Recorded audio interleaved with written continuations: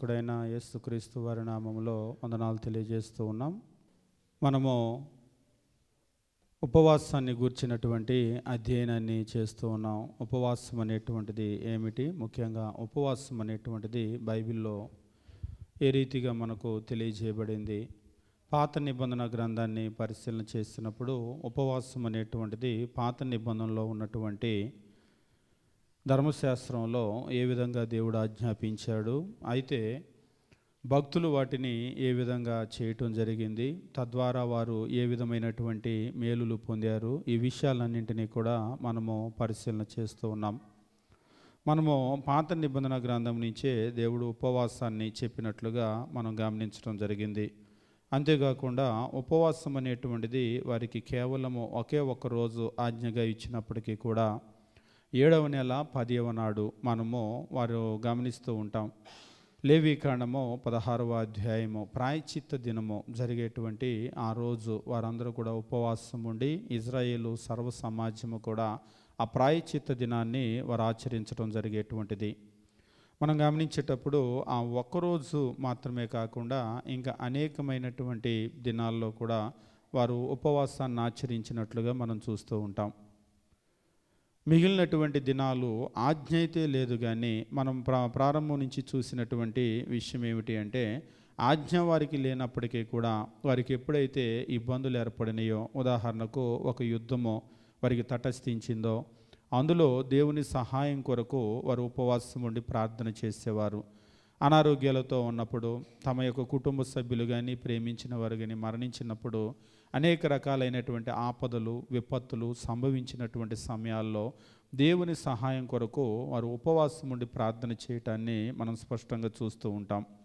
మనము అనేకమైనటువంటి విషయాలను పరిశీలన చేసినప్పుడు ఎస్తేరు గ్రంథంలో యూదులందరూ కూడా నశించిపోయేటువంటి ఒక పారసీక ఆజ్ఞ వచ్చినప్పుడు వారందరూ కూడా ఇంకా వేరే అవకాశమేమి కూడా లేదు.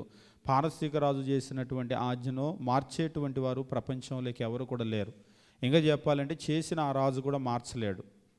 అటువంటి సందర్భంలో ఇంకా వాళ్ళకు ఉన్నటువంటి ఆప్షన్ ఏమైనా ఉందా అంటే ఉంది. ఉన్నటువంటి ఒకే ఒక అవకాశం ఏమిటి అంటే పరలోకంలో ఉన్నటువంటి ఆ దేవుని దగ్గర మొరపెట్టుకోవటమే. మరి అంత హఠాత్తుగా ఆయన దగ్గర నుంచి ఎలా మనం తీసుకొని రాగలమో, ఆయన యొక్క స్పందన, ఆయన యొక్క రిప్లై ఎట్లా వస్తుంది అంటే దానికి 3 రోజులు ఉపవాసం ఉండి వాళ్ళు ప్రార్థన చేసి మరలా ఈ పారసీక రాజు దగ్గర నుంచే దాన్ని మనం చేసినట్లుగా చూస్తూ ఉంటాం. ఆ రాజు దగ్గరికే వెళ్ళటమో విన్నపం చేయటం, ఆయన కూడా చెప్తాడు ఒకసారి ఆజ్ఞ చేసిన తర్వాత మార్చలేమది అనేటువంటి విషయాన్ని తెలియజేస్తాడు. కానీ దేవుడు వారికి ఇచ్చినటువంటి వెసులుబాటు ఎలా ఉంది అంటే అక్కడ హామాను బదులు మొర్దెకై రావటమో, మొర్దెకై వచ్చి ఆ రాజు తన యొక్క ఉంగరాన్ని తీసి వాళ్ళకి అప్పజెప్పేయటమో, అప్పజెప్పినప్పుడు వారు దాన్ని మొత్తాన్ని కూడా మార్చటం మనం చూస్తూ ఉంటాం. ఏది ఏమైనప్పటికీ కూడా ఒక ఉపవాస ప్రార్థన అనేటువంటిది రాజు మనస్సును పూర్తిగా మార్చివేసింది. అంతేకాదు నశించిపోతారన్నటువంటి యోధా మతం మరలా భూమి మీద ప్రబలటాన్ని మనం గమనిస్తూ ఉంటాం. యెహోషాపాతు రాజుకు తటస్థించినటువంటి యుద్ధం కావచ్చు, ఎజ్రా నెహెమియా గ్రంథాల్లో మనం గమనించినప్పుడు వారి ప్రయాణాలు కావచ్చు, అంతేకాకుండా రాజు దగ్గర అనుమతి పొంది యెరూషలేము పట్టణపు ప్రాకారాలు నిర్మించడం కావచ్చు, వీటన్నింటి వెనకాల గొప్ప కార్యాలన్నింటి వెనకాల కూడా ఉపవాస ప్రార్థనలు ఉన్నట్లుగా మనం చూస్తూ ఉంటాం. అంటే గొప్ప కార్యాలన్నీ కూడా సాధారణంగా జరగలేదు, దేవుని యొక్క శక్తిని బట్టే జరిగినాయి. మరి దేవుని శక్తి వారు ఎలా పొందారు అంటే వాటన్నింటి వెనకాల కూడా ఉపవాస ప్రార్థన ఉన్నట్లుగా మనం గమనిస్తూ ఉంటాం. ఈరోజు మనం కూడా దేవుని ద్వారా ఏదైనా గొప్ప మేలు పొందాలి, ఏదైనా గొప్ప కార్యాలు మనం చేయగలగాలి అని అనుకుంటే ఖచ్చితంగా మనకు కూడా ఉపవాస ప్రార్థన అనేటువంటిది అవసరం అనేటువంటి విషయాన్ని మనం గమనించడం జరిగింది. ఇక క్రొత్త నిబంధన విషయానికి వచ్చినట్లయితే సాక్షాత్తు క్రీస్తు ప్రభు 40 దినాలు ఆయన ఉపవాసం ఉన్నాడు. దానికి కారణం కూడా లూకా సువార్తలో తెలియజేస్తూ ఆయన శోధించబడుచున్నటువంటి ఆ దినములలో, అంటే శోధనను ఎదుర్కోవటానికి క్రీస్తు ప్రభు ఉపవాసం ఉన్నట్లుగా మనం చూసాం. అంటే చాలామంది అపవాదిని చాలా లైట్గా తీసుకుంటూ ఉంటారు, చాలా తేలిగ్గా, చాలా సునాయాసంగా అపవాదిని మనం గెలవగలమని అనుకుంటూ ఉంటారు. కానీ మనం అనుకునే అంత తేలిక వ్యక్తి కానే కాదు అపవాది. ఇంకా చెప్పాలి అంటే మన చేత అబద్ధం ఆడించగలడు, మోసం చేయించగలడు, మన చేత అసూయ, మన చేత ద్వేషము, కలహము, ఇంకా చెప్పాలంటే లోకంలో ఉన్న ప్రతి పనికి మాలిన పని మన చేత అతడు చేయించగలడు. అతనికి ఆ శక్తి ఉంది. కానీ మనమే ఏం చేస్తామంటే అతన్ని చాలా తేలిగ్గా తీసుకుంటూ మనల్ని గురించి మనం చాలా ఓవర్ ఎస్టిమేట్ వేసుకుంటూ ఉంటాం. నేను మహాబలవంతుడిని, నేను కావాలంటే ఉండగలను, నేను కావాలంటే అబద్ధం ఆడకుండా ఉండగలను, నేను కావాలంటే మారిపోగలను అని మనల్ని గురించి మనం ఎక్కువగా ఊహించుకుంటూ ఉంటాం. అందువల్లే ఏమైపోయిందంటే మనల్ని గురించి మనం ఎక్కువగా ఊహించుకొని అపవాదిని గురించి ఆలోచన చేయకపోయేసరికి అతడే నెగ్గుతూ ఉన్నాడు. కానీ ప్రభు అయినటువంటి యేసు అలా చేయలేదు. అతని శక్తి ఏమిటి, బలం ఏమిటి అనేటువంటిది యేసుకు తెలుసు. ఇప్పుడు రక్తమాంసముల్లో ఉన్నాడు కాబట్టి అతని బలహీనత ఏమిటి అనేటువంటిది కూడా ప్రభు అయిన యేసుకు తెలుసు. ఎందుకంటే అతనికి ఆకలి ఉంది, దప్పిక ఉంది, ప్రతి రకమైనటువంటి ఈరోజు మనం ఎలాగైతే శోధించబడ్డామో హెబ్రీ గ్రంథకర్త తెలియజేస్తూ అతడు అన్ని విషయములలో మనవలే శోధింపబడినను అని అంటూ ఉంటాడు.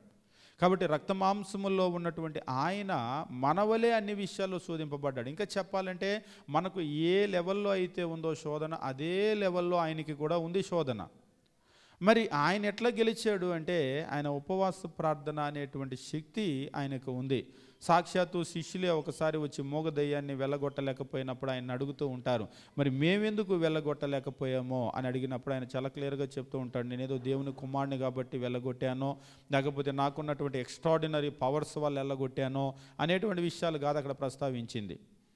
ఇటువంటిది అక్కడ చెప్తూ ఇటువంటిది మరి దేని వలన లోబడదు కానీ ఉపవాస ప్రార్థన వల్లనే అని అక్కడ చాలా క్లియర్గా చెప్తూ ఉంటాడు. ఈ విధమైనటువంటిది మరి దేని వలనైనా సరే వెళ్ళగొట్టుట అసాధ్యము ఆయనే చెప్పేశాడు. మీరు చేయలేరు, దేని వల్ల కూడా చేయలేరు. ఇక ప్రపంచంలో వేరే ఆయుధం లేదు. దీన్ని వదలగొట్టాలి అంటే ఉన్నటువంటి ఒకే ఒక ఆయుధం ఏమిటంటే ఫాస్టింగ్ ప్రేయర్. దాన్ని గనక తీసుకోకపోతే శిష్యులలో ఆ లోటల కనబడింది.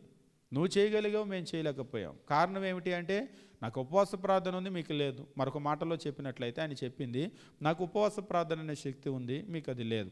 అవును, వారికి అది లేదు, వాళ్ళు ఉపవాస ప్రార్థన చేయలేదు. సాక్షాత్తు బాప్తిసం ఇచ్చే యోహాను శిష్యులు పరిసయ్యులు వచ్చి కూడా అన్నారు, మేమందరం ఉపవాసం ఉంటున్నాం, నీ శిష్యులు ఎందుకు ఉపవాసం ఉండటం లేదు అని. అంటే పెండ్లి కుమారుడు ఉన్నాడు అని ఉండలేదు, కానీ ఉండకపోవటాన్ని బట్టి వారిలో ఆ శక్తి లేదు. అదే వాళ్ళు ఉన్నట్లయితే ఆ శక్తి వారికి కూడా ఉండేది. ఈరోజు మనం కూడా గమనించవలసిన అవసరం ఏంటంటే ఉపవాసం అనేటువంటిది ఆజ్ఞ కాదు, బలవంతమేమీ లేదు. పాత నిబంధనలో మనం గమనించినప్పుడు 16వ అధ్యాయం 29-30 వచనాలు లేవి కాండంలో వారిలో ఉన్నటువంటి పరదేశులు కానీ స్వదేశులు కానీ మీలో ఉన్న ప్రతివాడు 7వ నెల 10వ నాడు ఏ పని అయినా చేయక తమను తాము దుఃఖపరుచుకొనవలెనో అని అంటున్నాడు. It is for everyone. Israel దేశంలో ఉన్నటువంటి ప్రతి ఒక్కళ్ళకు ఇది ఆజ్ఞ. మనకు తెలుసు పాత నిబంధనలో ఒకవేళ ఆజ్ఞను కనుక గైకొనకపోతే ఏమవుతుంది అంటే రాళ్లతో కొట్టి చంపేస్తారు. అంటే మరొక రకంగా చెప్తే ఉపవాస ప్రార్థన లేరు అంటే కూడా ఆజ్ఞను అతిక్రమిస్తే ఏమవుతుంది అంటే రాళ్లతో కొట్టి చంపబడతారు. కాబట్టి వాళ్ళకి ఇష్టమున్నా ఇష్టం లేకపోయినా కష్టమైనా వాళ్ళు ఖచ్చితంగా ఉపవాసం ఉండాల్సిందే.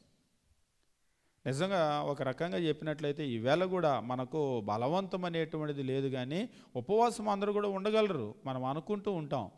ఈవేళ హెల్త్కి సంబంధించి కూడా చాలామంది చెప్తూ ఉన్నారు, ఉపవాసం అనేటువంటిది అందరూ ఉండగలరు, మనం ఉండలేమో అని అనుకుంటూ ఉన్నాం.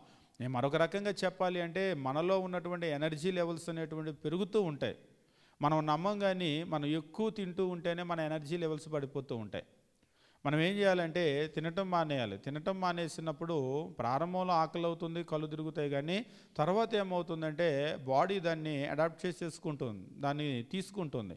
మీరు కనుక గమనించినట్లయితే మొన్న మధ్య కూడా నేను చూస్తూ ఉన్నాను. అంటే కొన్ని దేశాల్లో ఉన్నటువంటి వాళ్ళు ఎంతెంతకాలం బ్రతికారు అనేటువంటి చూసినప్పుడు లాస్ట్ వీకే చూస్తూ ఉన్నాను. ఫ్యాటీగా ఉన్నటువంటి వాళ్ళు ఎంత కాలం బ్రతుకుతున్నారు, లీన్గా ఉన్న వాళ్ళు ఎంతకాలం బ్రతుకుతున్నారంటే అందులో ఎంత ఆరోగ్య సూత్రాలు పాటించినప్పటికీ కూడా ఫ్యాటీ పర్సన్స్, బొద్దుగా ఉండేవాళ్ళని అంటాం కదా, బొద్దుగా ముద్దుగా మీరు ఏ పేరైనా పెట్టండి, బొద్దుగా ఉండేవాళ్ళు లావుగా ఉండేవాళ్ళు చాలా తక్కువ కాలం బ్రతుకుతున్నారు. ఆరోగ్య రుగ్మతలు కూడా చాలా ఎక్కువ ఉన్నాయి. ఇంకా చెప్పాలి అంటే బొద్దుగా ఉండటం అసలు ఆరోగ్యానికి సూచనే కాదు. మనం ఎప్పుడైతే లావు అయిపోయామో మన ఆరోగ్యం పాడైపోతుంది. ఒకసారి ఒక పెద్ద ఆయన అంటున్నాడు, ఈ పొట్ట ఈ చెస్ట్ను దాటి ముందుకు వచ్చేస్తుంది అంటే ఇది ఎంత ముందుకు వస్తుంది అంటే నీ ఆరోగ్యం అంత పాడైపోతుంది అని సూచన ఇదే చెప్పేస్తుంది. దీన్ని మన కళ్ళ ముందు పెట్టాడు దేవుడు. నీ ఆరోగ్యం నీ కళ్ళ ముందు పెట్టాడు. ఇది ముందుకు వెళ్ళిపోతుంది అంటే నేను పాడైపోతున్నాను అని అర్థం. కాబట్టి ఈ చెస్ట్ లెవెల్కి ఒక ఆయన ఇట్లా పట్టుకొని ఈ చెస్ట్ లెవెల్ కంటే ముందుకు రాకూడదు, అది వచ్చిందంటే పాడైపోతుందని మన కళ్ళ ముందు చూపిస్తూనే ఉంటుంది అని అన్నాడు. కానీ మనం ఎప్పుడు దీన్ని చూస్తాం? ఒకసారి ఒక ఆయన ఇలాగనే పొట్టు వచ్చింది కంటే పాల బొజ్జలే అంటున్నాడు. 42 సంవత్సరాలే పాల బొజ్జ ఏంటి? ఇప్పుడు పిల్లలు పాలు తాగే పిల్లలు ఉంటారు, పాపం వాళ్ళకి బొజ్జు ఉంటుంది, అది పాల బొజ్జ. 42 సంవత్సరాల మనిషిని పాల బొజ్జ అంటారు ఎవరైనా? అంటే ఒకవేళ వాళ్ళకి ముద్దు వస్తే రావచ్చు, కానీ ఆరోగ్యం అయితే మాత్రం పాడైపోతూ ఉంటుంది. కాబట్టి ఉపవాసం అనేటువంటిది ప్రతి ఒక్కరూ కూడా చేయగలరు, చేయాలి కూడా. ఒక రకంగా ఈవేళ కూడా మనం చూసినట్లయితే ఎంత తింటాము అనేటువంటిది ఆరోగ్యం కాదు, ఒక రకంగా ఆరోగ్యానికి మంచిది. ఆరోగ్యం కంటే కూడా ఆత్మీయ జీవితానికి ఉపవాసం అనేటువంటిది చాలా చాలా అవసరం. ఇజ్రాయేల్ సమాజాన్ని మనం చూసినప్పుడు వాళ్ళ పిల్లలు శిశువులను కూడా తీసుకొని ఉపవాసాలకు వచ్చేవాళ్ళు. గొప్ప విషయం ఏమిటి అంటే శిశువులు, చంటి పిల్లలు, పాలు తాగే పిల్లలను కూడా తీసుకొని వచ్చేటువంటి వాళ్ళు. మనము యోనా గ్రంథంలో చూసినప్పుడు అన్యులైనటువంటి అశ్షూరీయుల విషయానికి వస్తే వాళ్ళ పశువులకు కూడా వాళ్ళు ఆహారం పెట్టలేదు, నీళ్ళు ఇవ్వలేదు. అంటే ఉపవాసం అనేటువంటిది ఎంత స్ట్రిక్ట్గా చేస్తారో మీరు చూడండి. ఇవాళ కూడా కొన్ని మతాల వాళ్ళు ఇక్కడ దాకా వచ్చిన ఇటు నుంచి ఇటే వస్తారు, కానీ గొంతు లోపలికి అసలు ఏమీ వెళ్ళనివ్వరు. ఉపవాసం అంటే ఉపవాసమే, ఈ గొంతు నుంచి ఏమీ లోపలికి వెళ్ళనివ్వరు, అంత కఠినంగా ఉపవాసం ఉంటుంది. కానీ ఈరోజు కనుక మనం గమనించినట్లయితే క్రైస్తవ్యంలో ఉపవాసం అనేటువంటిది పేరుకి లెంట్ డేస్ అని జరుపుతూ ఉన్నారు, కానీ ఆ ఉపవాసాలు అనేటువంటివి ట్రెడిషనల్గా అట్లా వెళ్తూ ఉన్నాయి, ఆచారాలు పారంపర్యాలు అలాగే వెళ్తూ ఉన్నాయి. కానీ నిజంగా దేవుని కొరకు భక్తిగా కఠినంగా చేసేటువంటి ఆ ఉపవాసాలు అనేటువంటివి లేవు. యెషయా గ్రంథంలో దేవుడు వారిని ఎలాగైతే హెచ్చరించాడో, మేము ఉపవాసం ఉంటే నువ్వెందుకు చూడవు, మా ప్రాణమును మేము ఆయాసపరుచుకుంటే నువ్వెందుకు లక్ష్య పెట్టవు అని వాళ్ళు అడిగినప్పుడు దేవుడు చెప్పాడు కదా, వాళ్ళు ఉండే ఉపవాసాలు ఎలా ఉంటున్నారు అనేటువంటిది. వాళ్ళు అసూయ పడుతున్నారు, ఈర్ష్య ఉంది, ద్వేషం ఉంది, కలహం ఆడుతున్నారు, గుద్దులు ఆడుతున్నారు. ఇవన్నీ కూడా వాళ్ళలో ఉండి మరలా తిండి మానేసి నువ్వెందుకు చూడవంటే కేవలం తిండి మానేస్తే దేవుడు చూస్తానని చెప్పలేదు. కాబట్టి మన జీవితాలు చాలా అవసరం. అటువంటి జీవితం మనకు ఉన్నప్పుడు మాత్రమే ఆ ఉపవాసానికి విలువ వస్తుంది. అటువంటి జీవితం లేకపోతే ఆ ఉపవాసం అనేటువంటిది విలువ ఉండదు, వ్యర్థమైనటువంటి ఉపవాసం. మనం ఆయాసపడటం తప్పితే అందులో ఏమీ ఉండదు. కాబట్టి ఉపవాసం అనేటువంటిది బైబిల్లో మనం గమనించినప్పుడు చాలా గొప్ప ఫలితాలను మనకు ఇజ్రాయేల్ సమాజానికి ఇచ్చినట్లుగా మనం చూస్తూ ఉంటాం. ఒక ఇజ్రాయేల్ సమాజం మాత్రమే కాదు, యోనా గ్రంథం చదివేటప్పుడు అన్యులు కూడా దానివల్ల ఉపవాస ప్రార్థన వల్ల వారు మేలును పొందారు. అన్యులే కాదు, ఇంకా మనం చూసినప్పుడు ఆహాబు లాంటి భక్తిహీనుడు, పనికి మాలినటువంటి వాడు, అతడు ఉపవాసం ఉండి కూడా దేవుని దగ్గర ప్రతిఫలాన్ని పొందగలిగాడు. రోజు క్రొత్త నిబంధన గ్రంథాన్ని మనం గమనించినప్పుడు క్రొత్త నిబంధనలో ప్రభువైన యేసు ఉపవాసం చేశాడు, ఉపవాసాన్ని గురించి ఆయన బోధించాడు. అపోస్తులు ఉపవాసం చేశారు. అంతేకాదు మొదటి శతాబ్దంలో ఉన్న సంఘాలు ఉపవాసం చేశారు. పౌలు యొక్క పరిచర్యను కనుక మనం గమనించినప్పుడు చాలా ఎక్కువ ఉపవాసం అనేటువంటిది ఆయన పరిచర్యలో కనబడుతూ ఉంటుంది. అంతేకాదు ఆయన పరిచర్యలో ఉపవాసాన్ని గురించి ఆయన చేయటం మాత్రమే కాకుండా ఆయన ఉపవాసాన్ని గురించి బోధించాడు, ఉపవాసం ఉండమని ఆయన బోధించాడు. కొరింథీయులకు రాసినటువంటి మొదటి పత్రిక 5వ అధ్యాయం 7వ అధ్యాయం మనం గమనించినప్పుడు 5వ వచనాన్ని మనం పరిశీలన చేసినప్పుడు దేవుని వాక్యం ఈ రీతిగా తెలియజేస్తూ ఉంటాడు. కొరింథీయులకు రాసినటువంటి మొదటి పత్రిక 7వ అధ్యాయము 5వ వచనం మనం గమనించినప్పుడు భార్యాభర్తల యొక్క సంబంధాన్ని గురించి తెలియజేస్తూ, ప్రార్థన చేయుటకు మీకు అవకాశం కలుగునట్లు కొంతకాలము ఉభయుల సమ్మతి చొప్పున తప్ప ఒకరినొకరు ఎడబాయకుడి. ప్రార్థన చేయుటకు మీకు అవకాశము కలుగునట్లు అని చెప్పేసి అంటున్నాడు. Do not deprive one another except with a consent for a time that you may give your self to fasting and prayer. You may give your self to fasting and prayer. ఉపవాసం ప్రార్థనకు మీరు సమయం ఇవ్వటానికి మాత్రమే భార్యాభర్తలు వేరుగా ఉండొచ్చు, అది కూడా ఉభయుల సమ్మతి. భార్యాభర్తలు వేరుగా ఉండటానికి ప్రపంచంలో కారణం ఏదైనా ఉందా అంటే బైబిల్ చెప్పిన ఒకే ఒక కారణం ఏమిటి అంటే the one and only reason is a fasting prayer. ఆ ఫాస్టింగ్ ప్రేయర్కు మాత్రమే, అది కూడా కొంతకాలం మాత్రమే, పర్మనెంట్గా కాదు, అది కూడా ఉభయుల సమ్మతి చొప్పున మాత్రమే, ఇద్దరు ఓకే అనుకుంటే తప్ప. ఇక దీనికి తప్ప ప్రపంచంలో భార్యాభర్తలు వేరుగా ఉండటానికి ఏ విధమైనటువంటి కారణాన్ని బైబిల్ ఇవ్వలేదు. అంటే దాన్ని బట్టి ఈ ఉపవాస ప్రార్థన అనేటువంటి దేనికి కూడా అనుమతి ఇవ్వనటువంటి దేవుడు ఉపవాస ప్రార్థనకు అనుమతి ఇచ్చాడంటే ఇది ఎంత ఇంపార్టెంటో మనకు అర్థమవుతుంది. చాలా ప్రత్యేకమైనటువంటి శక్తి ఈ ఉపవాస ప్రార్థన అనేటువంటిది మనకు కలిగిస్తూ ఉంటుంది. ఒకవేళ మనం నెగ్లెక్ట్ చేయొచ్చు, దాన్ని చేయకుండా పోవచ్చు, దాన్ని వదిలివేయొచ్చు, కానీ దాన్ని చేసేటువంటి వారికి మాత్రము చాలా ఫలితాన్ని అది ఇస్తూ ఉన్నట్లుగా మనం చూస్తూ ఉంటాం. కాబట్టి అపోస్తులైనటువంటి పౌలు ఆయన ఉపవాసం చేయటం మాత్రమే కాదు, ఉపవాసాన్ని గురించి ఆయన బోధించాడు. దాన్ని చెయ్యమని చెప్పేసి అన్నాడు. ఇంకా చెప్పాలి అంటే ఎట్లా చెయ్యాలి అనేటువంటి విషయాన్ని ఆయన చెప్పడం ద్వారా చెయ్యండి అనేటువంటి సంకేతాన్ని ఆయన తెలిపినట్లుగా మనం చూస్తూ ఉంటాం. ఇంకా మనం బైబిల్లో గమనించినప్పుడు అనేక మంది ఉపవాసము చేసినట్లుగా క్రొత్త నిబంధన సంఘాలు కావచ్చు, ఇండివిడ్యువల్ కావచ్చు, వ్యక్తిగతంగా కావచ్చు, ప్రభు అయినటువంటి యేసు కావచ్చు, అపోస్తులు కావచ్చు, ఇంకా చెప్పాలంటే there are examples everywhere in New Testament. క్రొత్త నిబంధనలో ప్రతి చోట కూడా మనకు ఉదాహరణలు ఉన్నాయి. వ్యక్తిగతంగా చేశారు, సంఘాలు చేశారు, అపోస్తులు చేశారు, పైకి వెళ్తే మన శిరస్సు అయినటువంటి క్రీస్తు చేశాడు. ఇంకా చేయనటువంటిది ఎక్కడ? కాకపోతే ఆజ్ఞ లేదు. పాత నిబంధనలో అయితే 7వ నెల అక్కడ కనుక మనం గమనించినట్లయితే ఖచ్చితంగా 10వ నాడు అని ఒక డేట్ ఇస్తూ ఉన్నాడు. ఖచ్చితంగా మ్యాండటరీ చేసి తీరాల్సిందే. కానీ ఈరోజు బలవంతం లేదు. దేవుడు ఎవరిని కూడా బలవంతంగా నువ్వు తిండి మానుకొని నువ్వు ఉపవాసం చేయాల్సిందే అని ఎవరిని బలవంతం చేయట్లేదు. ఇందులో శక్తి ఉంది, మీకు కావాలంటే మీరు దీన్ని ఉపయోగించుకోండి అని ఒక ఆయుధాన్ని మనకి ఇచ్చాడు. ఇక దాన్ని ఉపయోగించుకుంటామా ఉపయోగించుకోకుండా పోతామా అనేటువంటిది మన ఇష్టం. ఇక మనం ఫైనల్గా గమనించేటువంటి విషయం ఏమిటి అంటే, నేడున్నటువంటి క్రైస్తవులు ఉపవాసము అనేటువంటిది ఎట్లా చేయాలి అనేటువంటి విషయాన్ని మనం గమనించబోతూ ఉన్నాం. మొట్టమొదట మనం ఉపవాసము చేయాలా అనేటువంటి మాటకు వస్తే ఇప్పుడే మనం గమనించాం, మనం ఉపవాసము ఖచ్చితంగా చేయాలి. కారణం ఏమిటంటే ప్రభు అయిన యేసు చేశాడు, ఆయన ఉపవాసాన్ని గురించి బోధించాడు, అపోస్తులు చేశారు, బోధించారు, మొదటి శతాబ్దంలో సంఘాలు చేశారు, క్రైస్తవులు చేశారు. ఇవన్నీ పరిశీలన చేసినప్పుడు ఉపవాసం అనేటువంటిది ఖచ్చితంగా మనం చేయాలి. అది బలవంతం అయితే లేదు. నేను చెయ్యనో, నేను క్రైస్తవుడిగా ఉండలేనా అంటే నువ్వు ఉండు, కాకపోతే అపవాదిని అయితే నువ్వు గెలవలేవు. చాలా శక్తిపరుడు ఆయన. ప్రభు అయినటువంటి యేసుకే అపవాది శోధనలు జయించడానికి ఉపవాస ప్రార్థన అనేటువంటిది అవసరమైంది. కాబట్టి మనం చేయాలా అంటే ఇవన్నీ కూడా మనకేం తెలియజేస్తున్నాయంటే, అవును ఖచ్చితంగా మనం చేయవలసినటువంటి అవసరం అనేటువంటిది ఉంది. మనము ఇప్పుడు దాకా చూసినటువంటి క్రొత్త నిబంధనలో అనేకమైన ఉదాహరణలు మనం గమనించాం. ఉపవాసం చేసినటువంటి మాదిరులు, వాళ్ళ బోధలు మాత్రమే కాకుండా వాళ్ళ మాధురులన్నీ మనల్ని ఉపవాసానికి ప్రోత్సహిస్తూ ఉన్నాయి. అంతేకాదు మనం గమనించినప్పుడు క్రొత్త నిబంధన గ్రంథంలో మనం ఉపవాసం కనుక చేయాలి అనుకుంటే ఏ ఉద్దేశం కొరకు చేయాలి అని కొంతమంది అడుగుతారు. ప్రార్థన దేని కొరకు చేయాలి అని.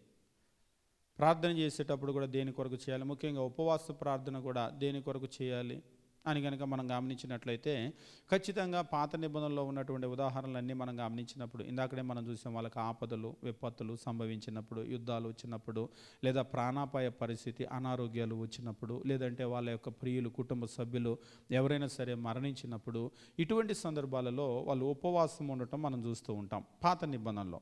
ఇక క్రొత్త నిబంధనలో ఉన్నటువంటి ఉపవాసాలు ఎందుకున్నారు అని మనం చూసినప్పుడు లూకా సువార్త ఇప్పుడు దాకా మనం చెప్తున్నటువంటి వచ్చిన భాగము మనం గమనించినట్లయితే 4వ అధ్యాయం మనం చూసినప్పుడు 4వ అధ్యాయం 2వ వచనంలో అపవాది చేత శోధింపబడుచుండెనో అని యేసుని గురించి చెప్తూ, ఆ దినములలో ఆయన ఏమీ తినలేదు.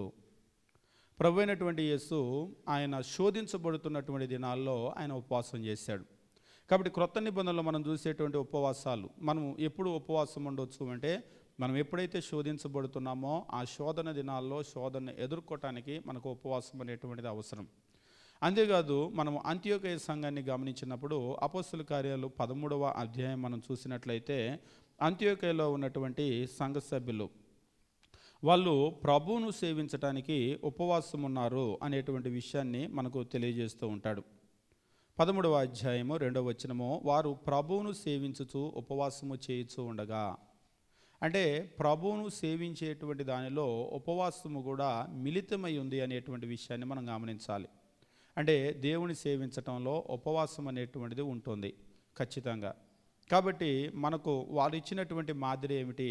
క్రొత్త నిబంధనలో ఉన్నటువంటి సంఘాలు అంటే ప్రభువును సేవించేటప్పుడు ఉపవాసం అనేటువంటిది బాగా తిని కూర్చోవటం కాదు. మనం బాగా తిని కూర్చున్నాం అనుకోండి, ఇవాళకి కూడా కొందరు ఆదివారం వచ్చేసి బాగా నిద్రపోతూ ఉంటారు, వాక్యం చెప్పేటప్పుడు నిద్రపోతూ ఉంటారు. ఎందుకు అలా నిద్ర వస్తుంది? ఎప్పుడైనా మీరు గమనించండి, ఆకలి గడుపుతో కూర్చుంటే నిద్ర వస్తుందా? రాత్రి ఎప్పుడైనా సరే ఆకలి గడుపుతో పడుకున్నారనుకోండి, నిద్ర వస్తుందా? రాదు. అసలు ఆకలి నిద్ర రానివ్వదు. అంటే empty stomach is a different from hungry stomach. ఖాళీ కడుపు వేరు, ఆకలి కడుపు వేరు. మీరు నిద్రపోవటానికి 2-3 గంటల ముందు తినేస్తే జీర్ణం అయిపోయి కడుపు ఖాళీ అవుతుంది. ఖాళీ కడుపు ఇది, ఆకలి కడుపు కాదు. ఆకలి అనేటువంటిది మీలో ఉన్నటువంటి యాసిడ్స్ అన్నీ కూడా ఉద్భవించిన తర్వాత ఆకలి అనేటువంటి ప్రక్రియ స్టార్ట్ అవుతుంది, అది వేరు. ఆకలి ఎప్పుడైతే ఉందో నిద్ర రానే రాదు. ఇక్కడికి వచ్చి బాగా దిట్టంగా నిద్రపోతున్నారు అంటే దానికి కారణం ఏమిటంటే కడుపు నిండి మత్తులయ్యారు. ఒక రకంగా మరొక విషయం చెప్పి నేను ముందుకు వెళ్ళిపోతాను.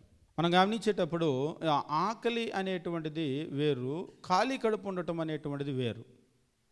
ముఖ్యంగా మనం ఎప్పుడైతే ఆహారం తీసుకుంటామో ఆహారం తీసుకున్నప్పుడు ఏమవుతుందంటే ఈ బ్రెయిన్కి వెళ్ళవలసినటువంటి ఆ రక్తం కూడా ఏం చేస్తుందంటే ఇటువైపు ఈ స్టమక్ వైపు ట్రాన్స్ఫర్ అవుతుంది మొత్తం. ఇక్కడ ప్రక్రియ బాగా జరగాలి కదా. అందుకనే పెద్దవాళ్ళు చెప్తారు అన్నం తిని స్నానం చేయకూడదని. అంటే ఏం లేదు, స్నానం చేస్తే ఏమవుతుందంటే చన్నీళ్ళు పోయగానే ఇదంతా కూడా చల్లబడిపోయి ఈ జీర్ణ ప్రక్రియ అనేటువంటిది మందకిస్తుంది. ఇప్పుడు మనలో ఏమవుతుందంటే ఉష్ణం పుడుతుంది. మీరు ఎప్పుడైనా సరే ఇక్కడ మీరు కనుక ఆహారం తిన్న తర్వాత ఏమవుతుందంటే అందుకనే మీకు శాకాహారం కంటే మాంసాహారం అనేటువంటిది చాలా మందంగా జీర్ణం అవుతుంది. ఎందుకంటే ఇక్కడ పని జరగాలి కదా.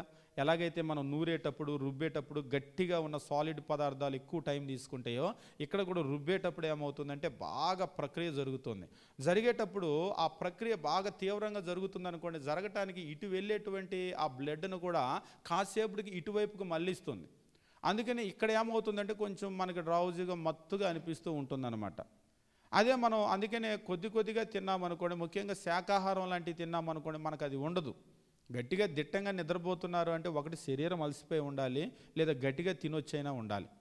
అందుకని మీరు కొందరు కనుక గమనించినట్లయితే, అంటే ఇదేం బలవంతం కాదు, నాకు అప్పుడప్పుడు కొందరు చెప్తూ ఉంటారు ఆదివారము ఆరాధనకి వచ్చి ఆరాధన అయిపోయిన తర్వాత ప్రభురాత్రి భోజనం తీసుకుంటే కానీ కొందరు నీళ్ళైనా ముట్టుకోరు ఇప్పటికి కూడా.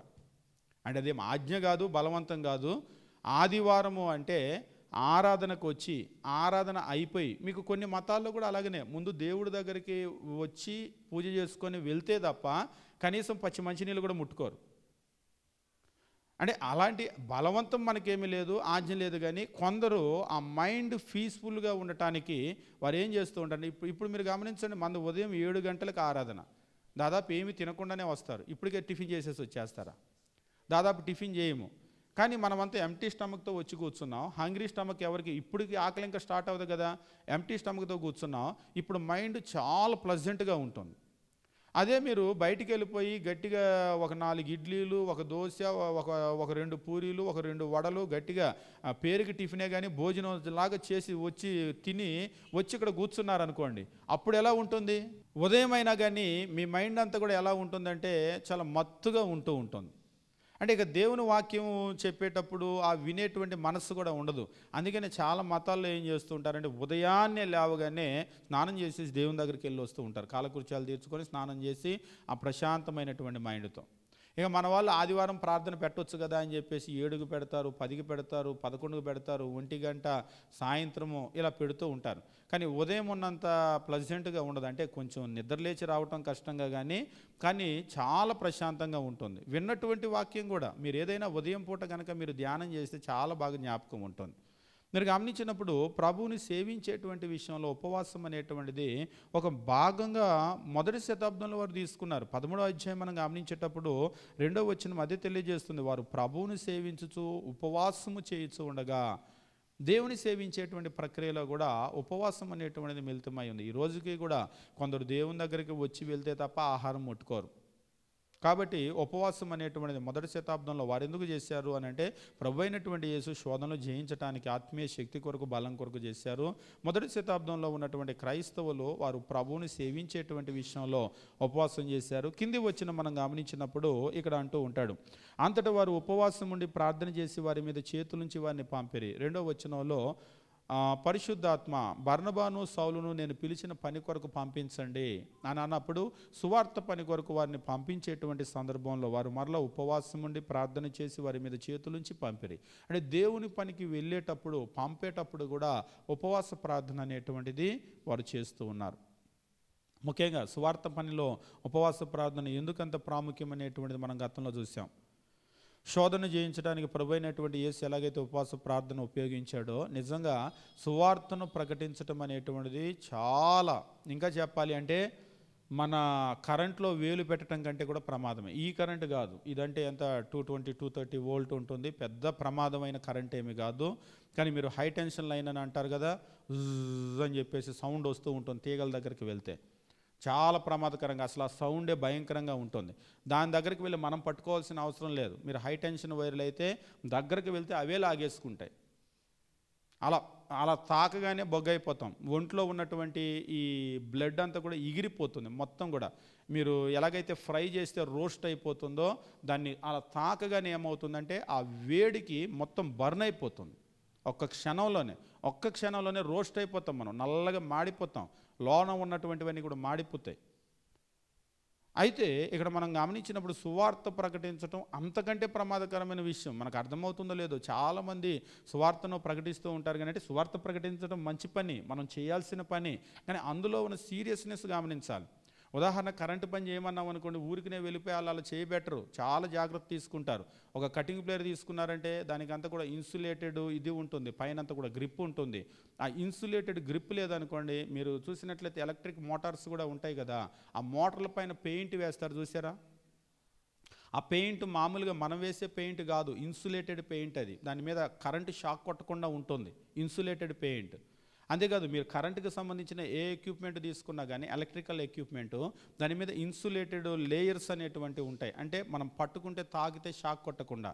మీరు పోల్ మీద ఎక్కేటప్పుడు మీరు చూస్తూ ఉంటారు కదా, ఎలక్ట్రికల్ పోల్ మీద ఒక రబ్బర్ గ్లౌజ్ వేసుకుంటూ ఉంటారు. ఆ రబ్బర్ గ్లౌజ్ అనేటువంటిది ఇలా చేత్తో పట్టుకున్నా కానీ ఆ కరెంటు వాళ్ళకి రాకుండా, ఇదేమి తెలియకుండా ఎక్కి చేత్తో పట్టుకున్నాం అనుకోండి, మొన్న ఆయన ఎలక్ట్రీషియన్ వచ్చాడు, లైన్ మ్యాన్ వచ్చాడు, చేత్తోనే ఇలా కలిపెట్టాడు వైర్లు అని మనం ఎక్కామనుకోండి, రబ్బర్ గ్లౌజ్ మిస్ అయిపోయి చేయి పెట్టగానే ఏముండదు, ఇక అలా అయిపోతాం. కాబట్టి అక్కడ ఆయన ఎక్కినప్పుడు ఆయన చేతికి దాన్ని తాకడానికి మధ్యలో ఒక ఇన్సులేటెడ్ గ్లౌజ్, రబ్బర్ గ్లౌజ్ ఉంది. ఈరోజు కూడా మనం గమనించినప్పుడు, మనం సువార్త ప్రకటించడానికి వెళ్ళేటప్పుడు ఆ ప్రొటెక్షన్ అనేటువంటిది మనకు అవసరం. ఆ స్పెషల్ ప్రొటెక్షన్ అనేటువంటిది, అది వ్యక్తిగత జీవితం కావచ్చు, కుటుంబం కావచ్చు, సమాజాలు కావచ్చు, ఆ అపవాది దగ్గర నుంచి ఆ ప్రొటెక్షన్ అనేటువంటిది మనకు అవసరం. అందుకని ఏం చేసేవాళ్ళంటే, ఆ ప్రొటెక్షన్ అంటే అదేదో రబ్బర్ గ్లౌజులు అవి కాదు, కానీ సువార్త ప్రకటించడానికి వెళ్ళేటప్పుడు మరలా ఈ ఉపవాస ప్రార్థన అనేటువంటిది ఒక గొప్ప షీల్డ్గా మనం చూస్తూ ఉంటాం. మనం గమనించినప్పుడు 3వ వచనం, అంతటా వారు ఉపవాసం ఉండి ప్రార్థన చేసి వారి మీద చేతులుంచి వారిని పంపిరి. ఒక ఉపవాస ప్రార్థనతో ముందుకు వెళ్ళారు. అక్కడ మాత్రమే కాదు, మీరు కనుక గమనించినట్లయితే అపోస్తుల కార్యగ్రంథము 14వ అధ్యాయం మనం గమనించినప్పుడు దేవుని వాక్యం మనకి ఈ రీతిగా తెలియజేస్తూ ఉంటాడు. పౌల్ని దాదాపుగా రాళ్లతో కొట్టి ఆయన చనిపోయాడు అని ఆయన్ని ఊరు బయటికి లాగి పడేశారు. అపోస్తుల కార్యములు 14వ అధ్యాయం. మరలా ఊరిలోకి వచ్చాడు, మరలా ఊరిలోకి వచ్చి వాళ్ళందరినీ కూడా బలపరిచాడు. 14వ అధ్యాయం 22వ వచనము, శిష్యుల మనస్సులను దృఢపరిచి విశ్వాసమందు నిలకడగా ఉండవలననియు, అనేక శ్రమలను అనుభవించి మనము దేవుని రాజ్యంలో ప్రవేశింపవలననియు వారిని హెచ్చరించిరి. 23వ వచనము, ముఖ్యమైన వచనము, మరియు ప్రతి సంఘములో వారికి పెద్దలను ఏర్పరిచి ఉపవాసం ఉండి ప్రార్థన చేసి వారు నమ్మిన ప్రభువుకు వారిని అప్పగించిరి.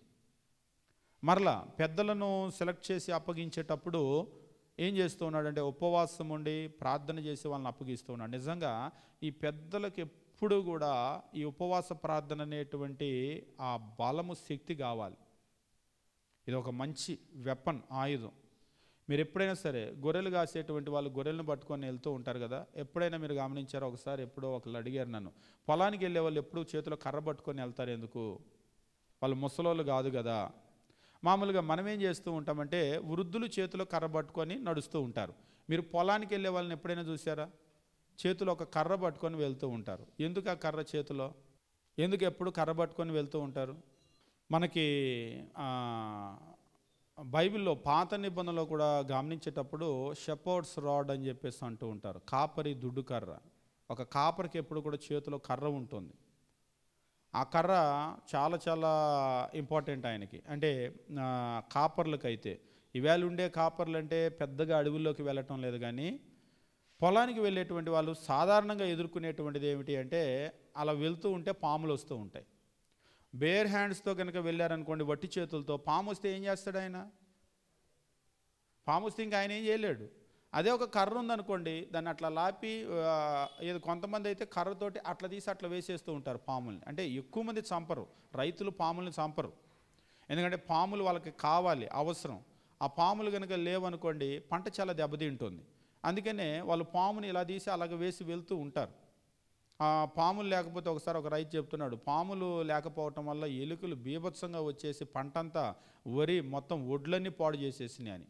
అదే పాములు కనుక కొంచెం ఎక్కువగా ఉంటే ఈ ఎలుకలన్నింటిని కూడా తినేస్తూ ఉంటే ఇంకా అనేక రకాలైన లాభాలు ఉంటాయి. కానీ ఇప్పుడు వాళ్ళకి చేతిలో కర్ర కావాలి. వాళ్ళకే కాదు, ఒక మందను గాయటానికి వెళ్ళే కాపరిని కనుక మీరు చూశారంటే వాళ్ళకి చేతిలో కర్ర ఖచ్చితంగా అవసరం. ఇంకా మీరు కీర్తనల గ్రంథం కనుక చదివేటప్పుడు దావీదు కీర్తనలో దుడ్డు కర్రను గురించి ఆయన చాలా గొప్పగా మాట్లాడుతూ ఉంటాడు. అంటే ఆ కర్ర అనేటువంటిది ఎంత బాగా ఉపయోగపడుతుంది వాళ్ళ ప్రొటెక్షన్కి అనేటువంటిది. ఇక్కడ మనం గమనించేటప్పుడు ఎందుకు వాళ్ళకి కర్ర అంటే వాళ్ళు ఒక మందను కాస్తూ ఉన్నారు. ఈ మంద ఏం చేస్తూ ఉంటుందంటే అట్రాక్ట్ చేస్తూ ఉంటుంది. అడవిలో ఒక గొర్రె ఒక మేక వెళ్ళి అని అది అరుస్తూ ఉందనుకోండి, అరిచినప్పుడు ఏమవుతుంది, వీటికి ఆహారంగా తీసుకునేటువంటి జీవులు ఉంటాయి కదా, ఏ పులులో సింహాలో లేకపోతే మరొకటో కావచ్చు, ఇవేం చేస్తాయి అంటే ఈ మంద వాటిని ఆకర్షిస్తుంది. వాస్తవంగా ఈ మంద వాటిని ఆకర్షించినప్పుడు అవి ఆహారం కొరకు వచ్చేస్తాయి. వచ్చినప్పుడు మరి ఈయన కాస్తూ ఉన్నాడు కదా, కాపాడాల్సినటువంటి బాధ్యత ఈయన మీద ఉంది కదా. ఇప్పుడు ఈయన ఏం చేయాలంటే ఆ మందకి వచ్చినటువంటి ఆ ప్రమాదానికి మధ్యలో నిలబడాలి. ఒక రకంగా చూసినట్లయితే తన ప్రాణాన్ని అక్కడ పణంగా పెట్టాల్సినటువంటి పని. అది మనందరికీ అర్థమయ్యేది. దావీదు కూడా చెప్తూ ఉంటాడు, నేను సింహంతో పోరాడాను, ఎలుగుబంటితో పోరాడాను అని అంటుంటాడు. సంఘ పెద్దల యొక్క పని ఏమిటి అంటే, ఈరోజు ఒక సంఘం ఏర్పడింది అంటే అపవాదిని మనం అట్రాక్ట్ చేస్తూ ఉంటాం. అపవాది మన మీదే దృష్టి, ఇంకా చెప్పాలంటే 24/7 మనల్ని మీద ఎప్పుడు గురి పెడుతూనే ఉంటాడు. కొంతమంది ప్రార్థనకు మానేస్తూ ఉంటారు, అది ఎంత ప్రమాదమో అర్థం కాదు. ఇప్పుడు ఒక మంద అలా అలా వెళ్ళిపోయింది అనుకోండి, కాపరిని వదిలేసి చాలా ప్రమాదకరమైన పరిస్థితులకు వెళ్ళిపోతుంది. ఆదివారం ప్రార్థన మానేయటమో సహవాసం మానేయటమో ఎంత ప్రమాదమో వాళ్ళకి అర్థం కాదు. ఈ సహవాసంలో ఉన్నంత వరకు ఏం చేస్తూ ఉంటారంటే కాపాడుతూ ఉంటారు. అంటే అది ప్రత్యక్షంగా కర్రతో కాదు, లిటరల్ కర్రతో కాదు, వాక్యం అనేటువంటి దుడ్డు కర్రతోటి కాపాడుతూ ఉంటారు.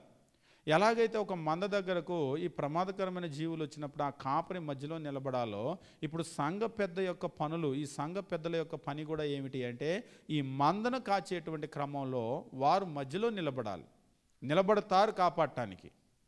ప్రతి శోధన ప్రతి ఇబ్బంది వచ్చేటప్పుడు ఏం చేస్తూ ఉంటారంటే వారే మధ్యలో నిలబడతారు. నిలబడినప్పుడు ఏమవుతుందంటే ముందు అపవాది వాళ్ళని కాదు వీళ్ళని టార్గెట్ చేస్తుంది. వీళ్ళని కొడితే తప్ప వాళ్ళని ముట్టుకోలేం. నేను అప్పుడప్పుడు చెప్తూ ఉంటాను, గద్ద ఒక్కొక్కసారి కోడి పిల్లల్ని తీసుకోవటానికి వస్తూ ఉంటుంది. అలా వచ్చి అలా పట్టుకొని వెళ్ళేటప్పుడు దాన్ని చూడగానే తల్లి కూడా ఏం చేస్తుందంటే కుక్క ఒక రకమైన శబ్దం ఇస్తుంది. ఎప్పుడైతే ఆ శబ్దం ఇచ్చిందో పిల్లలన్నీ పరిగెత్తుకొని వచ్చేస్తాయి. 2 రెక్కల కింద కప్పెట్టేస్తుంది పిల్లల్ని, కప్పెట్టేసి అది నించుంటుంది. ఇప్పుడు ఆ గద్ద వచ్చి పట్టుకోవాలి అంటే ముందు తల్లిని అటాక్ చేస్తే తప్ప పిల్లల్ని పట్టుకోలేదు. ఇప్పుడు స్థానిక సంఘంలో కూడా దేవుడు అటువంటి ఒక ప్రొటెక్షన్ ఇస్తాడు. కానీ మనం చాలా సులభంగా, కొంతమందికి ఆ సహవాసం ఉండదు, ఏదో వచ్చామా వెళ్ళిపోయాం. కొంతమంది ముఖం కూడా చూపించరు, ఎవరు వచ్చారు ఏంటి. మేము అప్పుడప్పుడు గమనిస్తూ ఉంటాం, ఎవరు వస్తున్నారు ఎవరు రావటం లేదు, కొత్త వాళ్ళు ఎవరైనా వస్తున్నారా, వాళ్ళు వచ్చి మాట్లాడి మేమిది, మా భర్త ఇది, లేదా భార్యది, పిల్లలిది, మా పరిస్థితి ఇది చెప్తే వాళ్ళని గురించి మనకు అర్థమవుతుంది. వాళ్ళని గురించి మనం ప్రార్థన చేయటమో, మనం ఏదైనా శ్రద్ధ తీసుకోవటమో, వాళ్ళకి ఏదైనా చేయగలిగినటువంటి ఆత్మీయ సహాయం ఏదైనా ఉంటే చేయగలగటమో ఇది జరుగుతుంది. కొంతమంది పరిస్థితి ఏంటంటే ఆదివారం వచ్చామా కూర్చున్నామా ఆమెను అనేసరికి లేచి వెళ్ళిపోతూ ఉంటారు. ఇంక చెప్పాలంటే వాళ్ళని గురించి మనకి ఏం తెలియదు, వాళ్ళని గురించి మనం ఏం చేయలేం, ఏ విధమైన సాయం మనం చేయలేం, కనీసం ఒక ప్రార్థనా సహాయం కూడా చేయలేం. కొందరైతే వచ్చి చెప్తూ ఉంటారు, అయిపోయిన తర్వాత పలానా పరిస్థితి ఉంది దాని గురించి అంటే రాసి మేము చేసేటువంటి ప్రతిరోజు అనుదిన ప్రార్థనలో వాటి గురించి మేము చేస్తూ ఉంటాం. ఉపవాస ప్రార్థనలు జరిగేటప్పుడు వాటిని గురించి ఉపవాస ప్రార్థనలో కూడా చేస్తూ ఉంటాం. కాబట్టి ఆ ప్రత్యేకమైనటువంటి ఆ ప్రొటెక్షన్ అనేటువంటిది, కాపుదల భద్రత అనేటువంటిది సంఘంలో దేవుడు ఇస్తూ ఉంటాడు. ఇప్పుడు ఈ సంఘ పెద్దలను ఏర్పరిచేటప్పుడు అందుకని ఇక్కడ చెప్తున్నాడు 23వ వచనం మనం గమనించినప్పుడు 14వ అధ్యాయము, మరియు ప్రతి సంఘంలో వారికి పెద్దలను ఏర్పరిచి ఉపవాసం ఉండి ప్రార్థన చేసి వారు నమ్మిన ప్రభువుకు వారిని అప్పగించిరి. ఉపవాస ప్రార్థన అనేటువంటిది మరలా స్థానిక సంఘంలో ఆ ప్రత్యేకమైన, ఇంకా చెప్పాలంటే చాలా ప్రమాదకరమైనటువంటి డిఫికల్ట్ టాస్క్ అది. చాలా డేంజరస్ టాస్క్ అది. కరెంటులో చేయి పెట్టడం కంటే ప్రమాదం. కొంతమందికి సువార్త అంటే ఏదో టీలు కాఫీలు పప్పలు పెడతారు, మీకే ఎక్కడికి వెళ్ళినా. ఒకసారి ఒక ఆయన అంటున్నాడు, మీకేంటండి ఎక్కడికి వెళ్ళినా కానుకిస్తారుగా అంటున్నాడు. ఆయనకి వాళ్ళు ప్రార్థన చేయించుకొని 500 రూపాయలు ఇచ్చే కానుకే. ఆయనకేంటంటే 500 సంపాదించాలంటే మేము ఎంత కష్టపడాలో తెలుసా అంటున్నాడు. మీకేంటి, చక్కగా కళ్ళు మూసుకొని 2 నిమిషాలు ప్రార్థన చేస్తే 500 ఇస్తారు. ఆయనకి ఇచ్చే ఈ 500 ఈ 1000 రూపాయలు కనబడుతున్నాయి, కానీ ఎంత ప్రమాదకరమైన పరిస్థితిలో ఉన్నామో వాళ్ళకేం తెలుసు. మీరు ఎప్పుడైనా సరే గమనించండి, ప్రమాదకరమైనటువంటి పనులకు చాలా ఎక్కువ జీతం ఉంటుంది, వేజెస్. మేము మెడ్రాస్లో కూడా పనిచేసేటప్పుడు మాకు హాస్టల్లో పని ఇచ్చేవాళ్ళు. మామూలు పని అయితేనేమో ఆ రోజుల్లో 70 రూపాయలు సింగిల్ వేజ్. అదే కొంచెం కఠినమైన పని ఉంటుంది, ముళ్ళ కంపలు కొట్టడమో లేకపోతే బరువు పనులు చేయటమో, దానికి 1.5 వేజ్, అంటే 1.5 వేజ్ ఇచ్చేవాళ్ళు. అంటే 105 రూపాయలు ఇచ్చేవాళ్ళు ఆ రోజుల్లో. ఒకసారి ఎందుకని అడిగితే, మరి ముళ్ళకంప కొట్టడం ప్రమాదకరమైన పని కదా, మరి అక్కడ కొంచెం ప్రమాదం ఉంటుంది, ఇబ్బంది ఉంటుంది, మరి నువ్వెళ్ళి చేయన్నారు. నువ్వెళ్ళి చేయంటే ముళ్ళకంపల దగ్గరికి వద్దులే, మేము ఇక్కడికే వెళ్తామని అన్నారు. అంటే రాగానే చెప్పారు, పని అనౌన్స్ చేయగానే పలానా పనికైతే 70 రూపాయలు, పలానా పనికైతే 105 రూపాయలు, 1.5 వేజీ, ఎవరెట్టి వెళ్తారు అంటే దాన్ని బట్టి వెళ్తూ ఉన్నారు. అంటే ముళ్ళు కొట్టేవాళ్ళు, అనుభవం ఉన్నోళ్ళు, బరువు పనులు చేసేవాళ్ళు వెళ్తూ ఉన్నారు. 105 రూపాయలు కావాలి కదా, అటు వెళ్ళామనుకోండి ముళ్ళు గుచ్చుకునే ప్రమాదం ఉంటుంది ఖచ్చితంగా. అదే ఇక్కడ కూల్గా చేసుకునే పని. మీరు ఎప్పుడు కూడా మైన్స్లో కూడా పనిచేసే వాళ్ళకి చూడండి, మీరు లోపల మైన్స్లోకి వెళ్ళేటప్పుడు వాళ్ళకి చాలా పెద్ద జీతాలు ఉంటాయి. మొన్న మధ్య కూడా ఎవరో అంటున్నారు, ఎలక్ట్రికల్ డిపార్ట్మెంట్ వాళ్ళ జీతాలు విపరీతంగా పెంచారు మా తెలంగాణలో, 1,00,000 రూపాయల పైన జీతాలని. వాళ్ళకి మరి ప్రమాదం ఉంటుంది. మీరు అప్పుడప్పుడు చూస్తూ ఉంటారు, పైకి ఎక్కటమో, లైన్ మీద షాక్ కొట్టడమో, పడిపోవటమో. మన ఉద్యోగంలో ఏమైనా ప్రమాదం ఉంటుందా? కుర్చీలో కూర్చొని పైన ఫ్యాన్ వేసుకొని నువ్వు పని చేస్తావు. నువ్వు వాళ్ళ జీతం ఎక్కువ ఉందని నువ్వు వాళ్ళ జీతం చూస్తున్నావు, కానీ మరి వాళ్ళ ప్రమాదం కూడా చూడు. వాళ్ళు ఏ రోజైనా సరే చచ్చిపోవచ్చు ఒకవేళ. అంటే జాగ్రత్తలు తీసుకుంటే ఏముండదు. అప్పుడప్పుడు మనం చూస్తూ ఉంటాం కదా, నీకు ఆ ప్రమాదం ఉన్నటువంటి పనికి ఎక్కువ వేజ్ ఉంటుంది. ఇక్కడ కూడా దేవుని పని కూడా మనం చూసినప్పుడు చాలా ప్రమాదం. అంటే భౌతికంగా నీ కళ్ళకు కనబడకపోవచ్చు, కానీ అపవాది వాళ్ళ చుట్టూ ఎప్పుడూ ఒక వలయాన్ని ఏర్పాటు చేసి ఎప్పుడు మృంగుదామా అని చెప్పేసి చూస్తూ ఉంటాడు. ఒకసారి ఒక ఆయన చెప్పాడు, ఎప్పుడు మీ పాస్టర్లే పనికిమాలిన పనులు చేస్తాడు అన్నాడు ఒకసారి ఒక ఆయన. ఏంటంటే పాస్టర్లే వాళ్ళు అబద్ధం ఆడతారు, మందు తాగే పాస్టర్లు ఉన్నారు, ఎవరో వాళ్ళని వీళ్ళని లేపుకొని వెళ్ళిపోయిన కొన్ని ఉదాహరణలు చెప్పాడు. నేను చెప్పాను, పాస్టర్లే ఎందుకు పనికిమాలిన పనులు చేస్తారంటే అందరూ చేస్తారు, కానీ పాస్టర్లకు అత్యధికమైన శోధన ఉంటుంది. నేను అడిగాను, మీ పాస్టర్ పలానా వాళ్ళు లేపుకొని వెళ్ళిపోయినారో, సంఘం 2 ముక్కలు అయిందని అన్నావు కదా, ఓకే. ఆ పాస్టర్ ఆ పని చేయకుండా ఏ విశ్వాసం ఒకరిని లేపుకొని వెళ్ళిపోయేవాడు, సంఘం ఏమైనా డిస్టర్బ్ అయ్యేదా? ఏమవ్వదు. ఎవరు దాన్ని పట్టించుకోరు. సంఘాన్ని పాడు చేయాలి, నాశనం చేయాలంటే ఎవరిని పట్టుకుంటే నాశనం అవుతుందో వాళ్ళని టార్గెట్ చేస్తాడు. కాబట్టి అత్యధికమైనటువంటి శోధన ఉంటుంది. అందుకనే వీళ్ళు చాలా జాగ్రత్తగా కూడా ఉండాలి, ఆత్మీయంగా బలవంతులుగా ఉండాలి. రోజు వాక్యం చదువుకోవటం, ప్రార్థన చేసుకోవటం, ఉపవాస ప్రార్థన చేసుకోవటం, ఇవి చాలా అవసరం. అది సేవకులకు, ముఖ్యంగా పెద్దలకు కూడా. అంటే విశ్వాసులు మాకు అవసరం లేదని అనుకుంటారేమో, విశ్వాసులకు కూడా కావాలి, కానీ వీరికి చాలా ఎక్కువ కావాలి. అందుకని అపోస్తులైనటువంటి పౌలు వారిని ఏర్పరిచిన తర్వాత ఇక్కడ చెప్తూ ఉంటాడు, ప్రతి సంఘంలో వారికి పెద్దలను ఏర్పరిచి ఉపవాసం ఉండి ప్రార్థన చేసి వారు నమ్మినటువంటి ప్రభువుకు వారిని అప్పగించిరి అని అంటూ ఉంటాడు. అంతేకాకుండా మనం గమనించినప్పుడు ఈ ఉపవాస ప్రార్థన అనేటువంటిది మనకు ఆత్మీయ జీవితంలో చాలా చాలా చాలా అవసరం. ఏ సందర్భాలలో మనం ఉపవాస ప్రార్థన చేయొచ్చు అని చెప్పేసి అంటే, మనము వాస్తవంగా గమనించినప్పుడు వ్యక్తిగతంగా మనకు ఎప్పుడైతే అవసరం ఏర్పడిందో దేవుని దగ్గర ఉపవాస ప్రార్థన చేయొచ్చు. అది ఒకవేళ ఆరోగ్యం కావచ్చు, ఆర్థిక పరిస్థితులు కావచ్చు, కుటుంబంలో ఏ విధమైనటువంటి సమస్యలైనా కావచ్చు, లేకపోతే అది ఏ సమస్య అయినా సరే ఒక ఉపవాస ప్రార్థన ఇండివిజువల్గా మనం ఉపవాస ప్రార్థన చేసుకోవచ్చు. అంతేకాకుండా మనం గమనించినప్పుడు స్థానిక సంఘాలలో కూడా ఏ విధమైనటువంటి అవసరం ఏర్పడిన సువార్త కొరకు ఖచ్చితంగా ఉపవాస ప్రార్థన అనేటువంటి చేయాలి. ముఖ్యంగా మనం మీటింగ్స్ అవి నిర్వహిస్తూ ఉంటాం. చాలామంది చెప్తూ ఉంటారు, అక్కడ ఆటంకం వచ్చింది వాళ్ళు మైకి పెట్టనివ్వలేదు, ఇక్కడ ఆటంకం వచ్చింది వీళ్ళు వద్దన్నారు అని చెప్పేసి అంటూ ఉంటారు కదా. వీళ్ళందరి మనస్సులు నిజంగా చెప్పాలి అంటే వీళ్ళందరి హృదయాలు కూడా దేవుని చేతిలో ఉన్నాయి. ఎటు తిప్పాలంటే అటు. సామెతల గ్రంథంలో అంటూ ఉంటాడు, రాజు హృదయము దేవుని చేతిలో ఉన్న నీటి కాలువలో వంటిది అని. ఒక కాలువను ఎట్లా తిప్పాలో దేవుడు అట్లా తిప్పుతాడు వాళ్ళ హృదయాలు. ఆ పని జరగాలి అంటే మనం ఏం చేయాలంటే, మనం ఈ మీటింగులు నిర్వహించడానికి ముందుగానే దేవుని దగ్గర ప్రేయర్ రిక్వెస్ట్ పెట్టాలి. ఉపవాసం ఉండి గట్టిగా మనం అడగాలి, ఈ ప్రాంతంలో ఖచ్చితంగా సువార్త ప్రకటించడానికి మాకు అవకాశం ఇవ్వు, ద్వారాలు తెరువు, ఏ విధమైన ఆటంకాలు, అవరోధాలు, అడ్డుబండలు లేకుండా వాళ్ళ మనస్సులు అనుకూలంగా మార్చమని చెప్పేసి మనం దేవుని దగ్గర రిక్వెస్ట్ పెట్టామనుకోండి, ఒకసారి కొందరు ఆశ్చర్యపోతూ ఉంటారు. ఫలానోళ్ళు వాళ్ళే అసలు వ్యతిరేకం అనుకుంటే వాళ్ళు వచ్చి మీటింగ్కి కావాల్సిన సహాయం అంతా చేశారని. ఎట్లా జరుగుతుంది ఇది? ఒక్కొక్క ఊరిలో కొందరు చెప్తూ ఉంటారు, అసలు సువార్తకి వాళ్ళే వ్యతిరేకులు, కానీ మీటింగ్ పెట్టేటప్పుడు వాళ్ళు చాలా కోఆపరేట్ చేశారు, ప్రార్థనకి ఇక్కడ సేవ జరగటానికి వాళ్ళు చాలా సహకరించారు అని అంటూ ఉంటారు. ఎందుకు జరిగింది ఇదంతా? అదేమీ యాదృచ్ఛికంగా జరగలేదు. దేవుడు వారి హృదయాన్ని అలా మళ్లించబట్టి జరిగింది. ఎస్తేరు గ్రంథం చదివేటప్పుడు పారసీక ఆజ్ఞ బయటకు వచ్చింది, కానీ వాళ్ళకి తెలుసు పారసీక రాజు హృదయాన్ని కూడా ఎవరు మళ్లించగలరో వాళ్ళకి తెలుసు, ఆ హృదయం కూడా ఎలా తిరుగుతుందో వాళ్ళకి తెలుసు. కాబట్టి ఏం చేశారంటే తీసుకెళ్ళి ఆ దేవుని దగ్గర పెట్టారు ఆ విన్నపం. ఈరోజు కూడా మనము వ్యక్తిగతంగా మనకు వచ్చేటువంటి కష్టాలు, ఇబ్బందులు, శోధనలు వీటిని మాత్రమే కాదు, సంఘం కూడా సువార్త పని కొరకు నిజంగా చాలా మనం ఉపవాస ప్రార్థనలు చేయవలసినటువంటి అవసరం ఉంటుంది. సంఘము కూడా సంఘమంతా కూడుకొని కూడా మన కుటుంబాల కొరకు, మన సమాజం కొరకు మనం ఉపవాసం ఉండి ప్రార్థన చేయవలసినటువంటి అవసరం ఉంటుంది. కాబట్టి ఉపవాస ప్రార్థన ఈరోజు మనం వేటి కొరకు చేయొచ్చు అంటే, పాత నిబంధనలో మనం ఎట్లయితే చూసామో వారి వ్యక్తిగతమైనటువంటి అవసరాలు, కుటుంబ అవసరాలు, సమాజ అవసరాలు వీటి కొరకు చేశారో అలాగే మనము ఉపవాస ప్రార్థన అనేటువంటిది వ్యక్తిగతంగా మనం చేయొచ్చు. అంతేకాకుండా మనము శోధనను జయించడానికి, ఆత్మీయంగా బలపడటానికి, సువార్తను ప్రకటించడానికి వీటన్నింటి కొరకు కూడా ఉపవాస ప్రార్థన అనేటువంటిది మనం చేయవలసిన అవసరం ఉంటుంది. కొన్ని సందర్భాలలో మనకి ప్రార్థన అనేటువంటిది మానకుండా ప్రార్థన చేయమని దేవుడు నేర్పిస్తూ ఉంటాడు బైబిల్లో.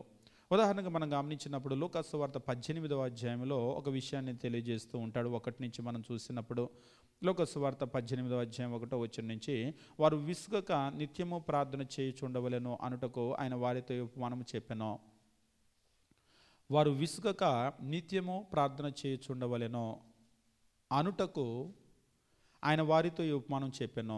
Then he spoke a parable to them that men always ought to pray, that men always ought to pray and not lose heart, and not lose heart. వారి యొక్క హృదయాన్ని నీరుగార్చుకోకూడదు లేదా విసిగిపోకూడదు. ఒకసారి మీరు మన వల్ల కానటువంటి పని చేసేటప్పుడు ఎట్లా ఉంటుంది? మన వల్ల కాని పని చేసేటప్పుడు ఇది చిన్న పిల్లల దగ్గర బాగా కనబడుతుంది.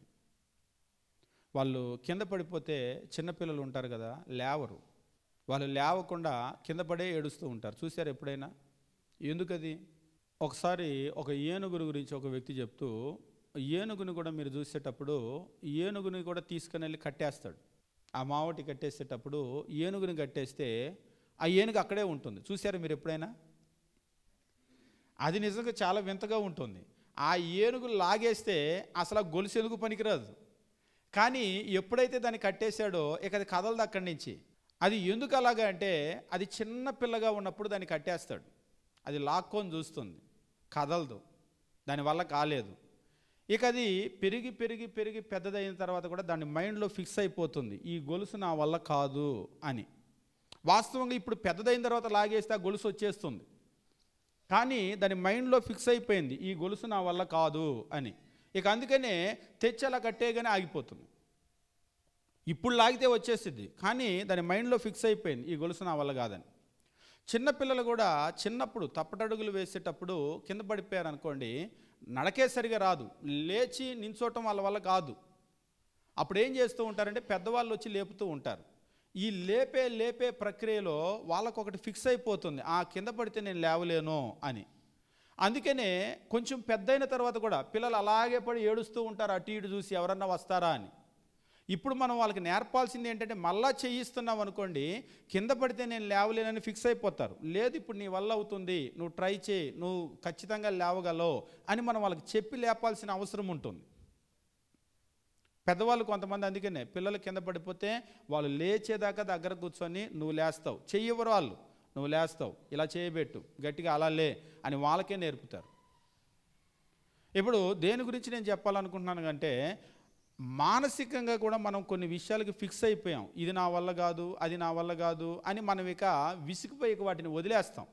ఆ ఏనుగు ఉంది, ఇక ఎప్పుడు ట్రై చేయదు, ఆ గొలుసేయగానే ఆగిపోతుంది. మనం కూడా ఇక మన వల్ల కాదులే అని కొన్నిటిని వదిలేస్తూ ఉంటాం.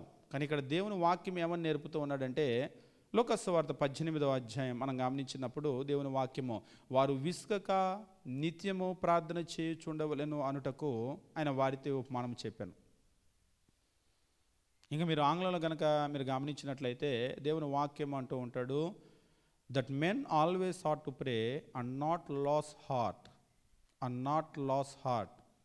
వాళ్ళ హృదయంలో వాళ్ళు నీరు గారిపోకూడదు. అంటే మనము అంటూ ఉంటాం కదా, ఇక ఇది నా వల్ల కాదు అని మనిషి బలహీన పడిపోతూ ఉంటాడు. అట్లెప్పుడు కూడా చేయొద్దు. అలా చేయకుండా మీరు విసుకక ప్రార్థన చేస్తూ ఉండటమే. 2వ వచనం నుంచి, దేవునికి భయపడక మనుషులను లక్ష్య పెట్టక ఉండే ఒక న్యాయాధిపతి ఒక పట్టణంలో ఉండెను. ఆ పట్టణంలో ఒక విధవరాలు ఉండెను. ఆమె అతని యొద్దకు తరచుగా వచ్చి నా ప్రతివాదికి నాకు న్యాయం తీర్చమని అడుగుచూ వచ్చాను. కానీ అతడు కొంతకాలం ఒప్పకపోయాను. తరువాత అతడు, నేను దేవునికి భయపడక మనుషులను లక్ష్య పెట్టక ఉండెనను, ఈ విధవరాలు నన్ను తొందర పెట్టుచున్నది గనుక దేవుడు కూడా భయపడేవాడిని కాదు, మనుషులను అయితే అసలు లెక్కే చేయను. అయినా సరే ఈ విధవరాలు నన్ను వదిలిపెట్టలేదు. నేను ఎవరికి భయపడను, దేవుడికే భయపడను, జనాల్ని కూడా లెక్క చేయను అని తెలిసినా కానీ ఏం వదిలిపెట్టట్లేదు నన్ను. కాబట్టి ఆయన అనుకుంటున్నాడు, ఈమె నన్ను తొందర పెట్టుచున్నది, కొంతకాలం అయితే ఒప్పుకోలేదు కానీ ఈ విధవరాలు నన్ను తొందర పెట్టుచున్నది గనుక ఆమె మాటిమాటికి వచ్చి గోజాడకుండానట్లు ఆమెకు న్యాయం తీరుస్తాను. ఆమె విసిగిపోలేదు, ఈయన విసిగిచ్చేసింది. చివరికి ఈయనే విసిగిపోయాడు. నేను దేవుడికి భయపడను, మనుషుల్ని లెక్క చేయను, అయినా ఈమె నన్ను వదిలిపెట్టట్లేదు, ముందు ఏమో పని ఏదో చేసి పెట్టాలి, ఈమెకి ఏం కావాలో, లేకపోతే ఏమో నన్ను వదిలిపెట్టదు.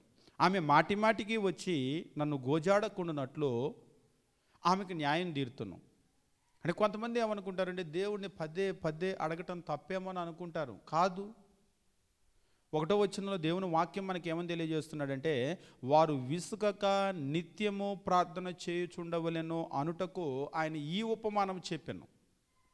అంటే ఈ ఉపమానం నుంచి మనల్ని ఏమి నేర్చుకోమంటున్నాడు?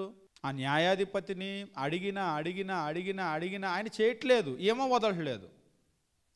మనం కూడా దేవుని దగ్గర దేవుని వదిలిపెట్టకూడదు. మనం పాత నిబంధన నుంచి గమనించండి, యాకోబు, నువ్వు నన్ను దీవిస్తే తప్ప నేను నిన్ను వదిలిపెట్టను అని అన్నాడు. చివరికి ఆయన తొడను గూడి మీద పెట్టి కొడతాడు, ఆయన తొంటి ఇరిగిపోతుంది. తొడ గూడి మీద పెట్టి కొట్టినా కానీ నిజంగా ఎంత భయంకరమైనటువంటి పెయిన్ ఉంటుందో విరిగిపోతే, అయినా వదిలిపెట్టలేదు. ఆ పెయిన్తో కూడా అలాగనే పట్టుకున్నాడు. చివరికి తెల్లారిపోతుంది, నన్ను వదిలిపెట్టంటే, నేను నన్ను దీవిస్తే తప్ప ఆశీర్వదిస్తే తప్ప నేను వదిలిపెట్టను అన్నాడు. చివరికి ఆయన్ని ఆశీర్వదించి అక్కడి నుంచి వెళ్ళాడు. తొడైతే విరక్కొట్టుకున్నాడు కానీ ఆశీర్వాదించే దాకా ఆయన వదిలిపెట్టలేదు. అదే ఇవాళ మనమైతే తొడ విరిగిపోగానే వదిలేసే వాళ్ళం, ఇక వెళ్ళిపోయి ఇంకా నా వల్ల కాదులేని కింద పడిపోయి అలా మూలుగుతూ ఉండేవాళ్ళం. అంటే పోరాడవచ్చు కంటే పోరాడాను కానీ తొడ విరిగిపోయింది, ఇంకా నా వల్ల కాకు వదిలేసాను అని అంటూ ఉంటాం. అంటే నిజంగా ఎంత బాగా వాళ్ళు పోరాడుతున్నారు, ఎంత తీవ్రంగా పోరాడుతున్నారు అనేటువంటి చూడండి. ఆశీర్వాదం ఏమి ఈజీగా దక్కేది కాదు. కొంతమంది ఏం చేస్తూ ఉంటారంటే, ఊరికి ఒక రాయి వేస్తే పోలా అన్నట్లుగా దేవుని దగ్గరకు వస్తూ ఉంటారు. నిజంగా దేవుడు ఏ కార్యాన్ని చేయగలడు, కానీ చేయించుకోవటం మన వల్ల అవుతుందా అనేటువంటిది మనం చూసుకోవాలి. ఆయన ఏ పనైనా చేయగలడు ప్రపంచంలో, కాకపోతే చేయించుకోవటం మన వల్ల అవుతుందా కాదా అనే దాని మీద ఉంటుంది. ఈ విధవరాలు ఉంది చూడండి, ఇక్కడ అన్యాయస్తుడైనటువంటి ఆయన అసలు దేవునికే భయపడ్డు, మనుషులకు కూడా లక్ష్య పెట్టడు, కానీ ఆయన చేత పని చేయించుకుంది. ఆ మాటలు వినేటప్పుడు మనుషుల్ని లక్ష్య చేయడం అంటే ఎవడొచ్చినా పని చేయడు. ఆయన దేవుడికి కూడా భయపడ్డు అంటే దేవుడు చెప్తే కూడా వినడు, కానీ ఆయన చేత పని చేయించుకుంది. ఎలా పని చేయించుకుంది అంటే విసుకలేదు, మాటికి వెళ్ళి ఆమె రిక్వెస్ట్ పెడుతూనే ఉంది. ఆయనే అనుకున్నాడు, ఆమె మాటికి వచ్చి గోజాడకుండానట్లు అని అంటున్నాడు. 5వ వచనము, ఈ విధవరాలు నన్ను తొందర పెట్టుచున్నది గనుక ఆమె మాటికి వచ్చి గోజాడకుండానట్లు ఆమెకు న్యాయం తీరుతును. 6వ వచనంలో అంటున్నాడు, మరియు ప్రభు ఇట్లా, నేను అన్యాయస్తుడైన ఆ న్యాయాధిపతి చెప్పిన మాట వినుడి, దేవుడు తాను ఏర్పరచుకున్న వారు దీవారాత్రులు తన్ను గూర్చి మొరపెట్టుకుని చుండగా ఆయన వారికి న్యాయం తీర్చడా? ఆయన అన్యాయస్తుడయ్యే మాటిమాటికి వస్తే పని చేసి పెడితే దేవుని దగ్గరికి మీ మొరలు వెళుతూ ఉన్నాయి అనుకోండి, దీవారాత్రులు మీరు కనుక మొర పెడితే మీ మొర వినడా? మీకు పని చేయడా? కానీ దీవారాత్రులు ఎప్పుడు ప్రార్థన చేస్తాం? చేసే ప్రార్థన కూడా సీరియస్నెస్ ఉండదు. పొద్దున్నే లేచిన తర్వాత చెయ్యాలి కాబట్టి ఒక ప్రార్థన, టిఫిన్ ముందు చేయాలి కాబట్టి ఒక ప్రార్థన, భోజనాలకు ముందు కూడా చేయాలి కాబట్టి ఒక ప్రార్థన, రాత్రి పడుకునేటప్పుడు కూడా చేయాలి కాబట్టి ఒక ప్రార్థన. ఇంకా చెప్పాలంటే ఇవన్నీ మోస ప్రార్థనలు. బట్టేసినటువంటి నోరు గడగడ గడగడ చదువుతుంది, కానీ ఇందులో ఆ సీరియస్నెస్ అనేటువంటిది కనబడదు. కానీ దేవుని చేత పని చేయించుకోవటం ఎలాగో అనేటువంటిది ఇక్కడ చెప్తూ ఉన్నాడు. దేవుడు ఖచ్చితంగా మనకు చేస్తాడు, కానీ చేయించుకోవాలి. ఇక్కడ నేను చెప్పాలనుకున్న విషయం ఏమిటంటే, ఈ ప్రార్థనకి గనక ఉపవాసం తోడైందనుకోండి, గతంలో కూడా మనం చెప్పాం, కొన్ని కెమికల్స్ విడివిడిగా ఉన్నప్పుడు పనిచేయవు. అవి గనక కలిసినాయి అంటే చాలా ప్రమాదకరంగా మారిపోతాయి. ఈ ప్రార్థనకి కూడా ఉపవాసం అనేటువంటిది తోడయింది అంటే అది చాలా శక్తివంతంగా మారిపోతుంది. ఇంకా చెప్పాలంటే క్రీస్తు ప్రభు చెప్తాడు, కొండల్ని కదిలించేటువంటి శక్తి కూడా దానికి ఉంటుంది. ఉపవాస ప్రార్థన చాలా శక్తివంతమైనటువంటి ఆయుధం. కాబట్టి ఎప్పుడైనా సరే మనకి ఏదైనా సరే ఒక విన్నపం ఉండి దాన్ని దేవుని దగ్గర మీరు మొరపెడుతూ కనుక ఉన్నట్లయితే దానికి ఉపవాసాన్ని యాడ్ చేసి చూడండి. కాబట్టి ఉపవాస ప్రార్థన అనేటువంటిది మనం ఎప్పుడు చేయొచ్చు అని చెప్పేసి అన్నట్లయితే, ఏవైనా రిక్వెస్ట్లు మీరు దేవుని దగ్గర పెడుతూ కనుక ఉన్నట్లయితే, ఒకవేళ అది మీకు జరగకపోతే దాన్ని మీరు ఉపవాస ప్రార్థన జోడించి చూడవచ్చు. కొందరు అంటూ ఉంటారు, అది దేవుని దగ్గర బలవంతంగా లాక్కోవటం కదా అని. అవును, ఆయనేం ఇవ్వలేదు, మనమే బలవంతంగా లాక్కుంటున్నాం. యాకోబుకి ఆయనేం ఇవ్వలేదు, బలవంతంగా లాక్కున్నాడు దీవెన. మీరు బైబిల్లో కూడా చాలామందిని చూడండి, దేవుని దగ్గర బలవంతంగా దీవెన, నువ్వు దీవిస్తే తప్ప వదిలిపెట్టను అని చెప్పేసి మనకి ప్రార్థనలో పోరాడేటువంటి యోధులు ఉన్నారు. ఉదాహరణకు ఆహాబు, ఆ దేవుడు శపించాడులే అని వెళ్ళిపోతే ఎట్లుండేది? దేవుని దగ్గర బలవంతంగా ఆశీర్వాదం లాక్కున్నాడు. ఒక నినేవే పట్టణం కూడా ఇక ఆయన నాశనం అయిపోయింది అన్నాడు కదా, ఇక ఎందుకులే అనుకుంటే ఎట్లుండేది? బలవంతంగా ఆయన దగ్గర వాళ్ళు లాక్కున్నారు ఆశీర్వాదం. కాబట్టి ఇక్కడ కూడా మనం గమనించవలసినటువంటి విషయం ఏమిటంటే, అయితే ఇందులో బిలామును గురించినటువంటి ఒక వచ్చిన భాగం కూడా చెప్తూ ఉంటారు. బిలాం బలవంతంగా మరి వెళ్ళాలనుకున్నాడు కదంటే, అది దేవుని చిత్తానికి విరుద్ధంగా. మనం ఎప్పుడైతే ఇది దేవుని చిత్తమో అని మనకు తెలిసిందో దానిలో బలవంతంగా ముందుకెళ్ళవచ్చు. ఉదాహరణకు ఒక సువార్త సభ పెట్టాలనుకున్నాం, ఖచ్చితంగా వీళ్ళకి వాక్యం వినిపించాల్సిందే, మీరు ముందుకు వెళ్ళొచ్చు, దేవుని చిత్తమే, మేలే జరుగుతుంది. కాబట్టి మనకు మేలు జరిగేటువంటి విషయము అని అనుకుంటే ఖచ్చితంగా మనం ముందుకు వెళ్ళదు. ఆహాబు విషయం చూడండి, నాశనం అయిపోతాడు, కానీ ఆయన దానికి ఒప్పుకోలేదు, బలవంతంగా ఆశీర్వాదం తెచ్చుకున్నాడు. ఈరోజు మనం కూడా మన పిల్లలు గుట్కాలు నవ్వులుతున్నారు, ఖైనీలు తింటున్నారు, లేకపోతే వాళ్ళు పాడైపోయారు, వ్యసనాలకు గురయ్యారు. ఖచ్చితంగా మీరు మాటికి ప్రార్థన చేసి దేవుడి దగ్గర గోజాడి ఆయన దగ్గర ఎట్లయినా ఆశీర్వాదం లాక్కొని వాళ్ళని మార్చుకోవాల్సిందే. కుటుంబంలో కొన్ని సమస్యలు ఉంటాయి, ఎట్లయినా దేవుని దగ్గర మీరు విసిగిపోకుండా మాటికి గోజాడైనా సరే ఆయన దగ్గర ఆశీర్వాదం తెచ్చుకోవాల్సిందే. లేకపోతే పిల్లలు, కుటుంబాలు, ఆర్థిక పరిస్థితులు ఇవన్నీ కూడా పాడైపోయేటువంటి పరిస్థితి. కాబట్టి కొంతమంది ఇది బలవంతంగా లాక్కుంటే తప్పేమో అని అనుకుంటూ ఉంటారు. బలవంతంగా లాక్కుంటే తప్పు అని కనుక అనుకున్నట్లయితే యాకోబు తప్పు, బలవంతంగా దేవుని దగ్గర దీవెని తెచ్చుకోకూడదు అనుకుంటే. బలవంతంగా లాక్కుంటే తప్పు అనుకుంటే అష్షూరులో ఉన్నటువంటి ఆ నినేవే పట్టణం నాశనం అయిపోయి ఉండేది, కాలిపోయి ఉండేది అప్పుడే.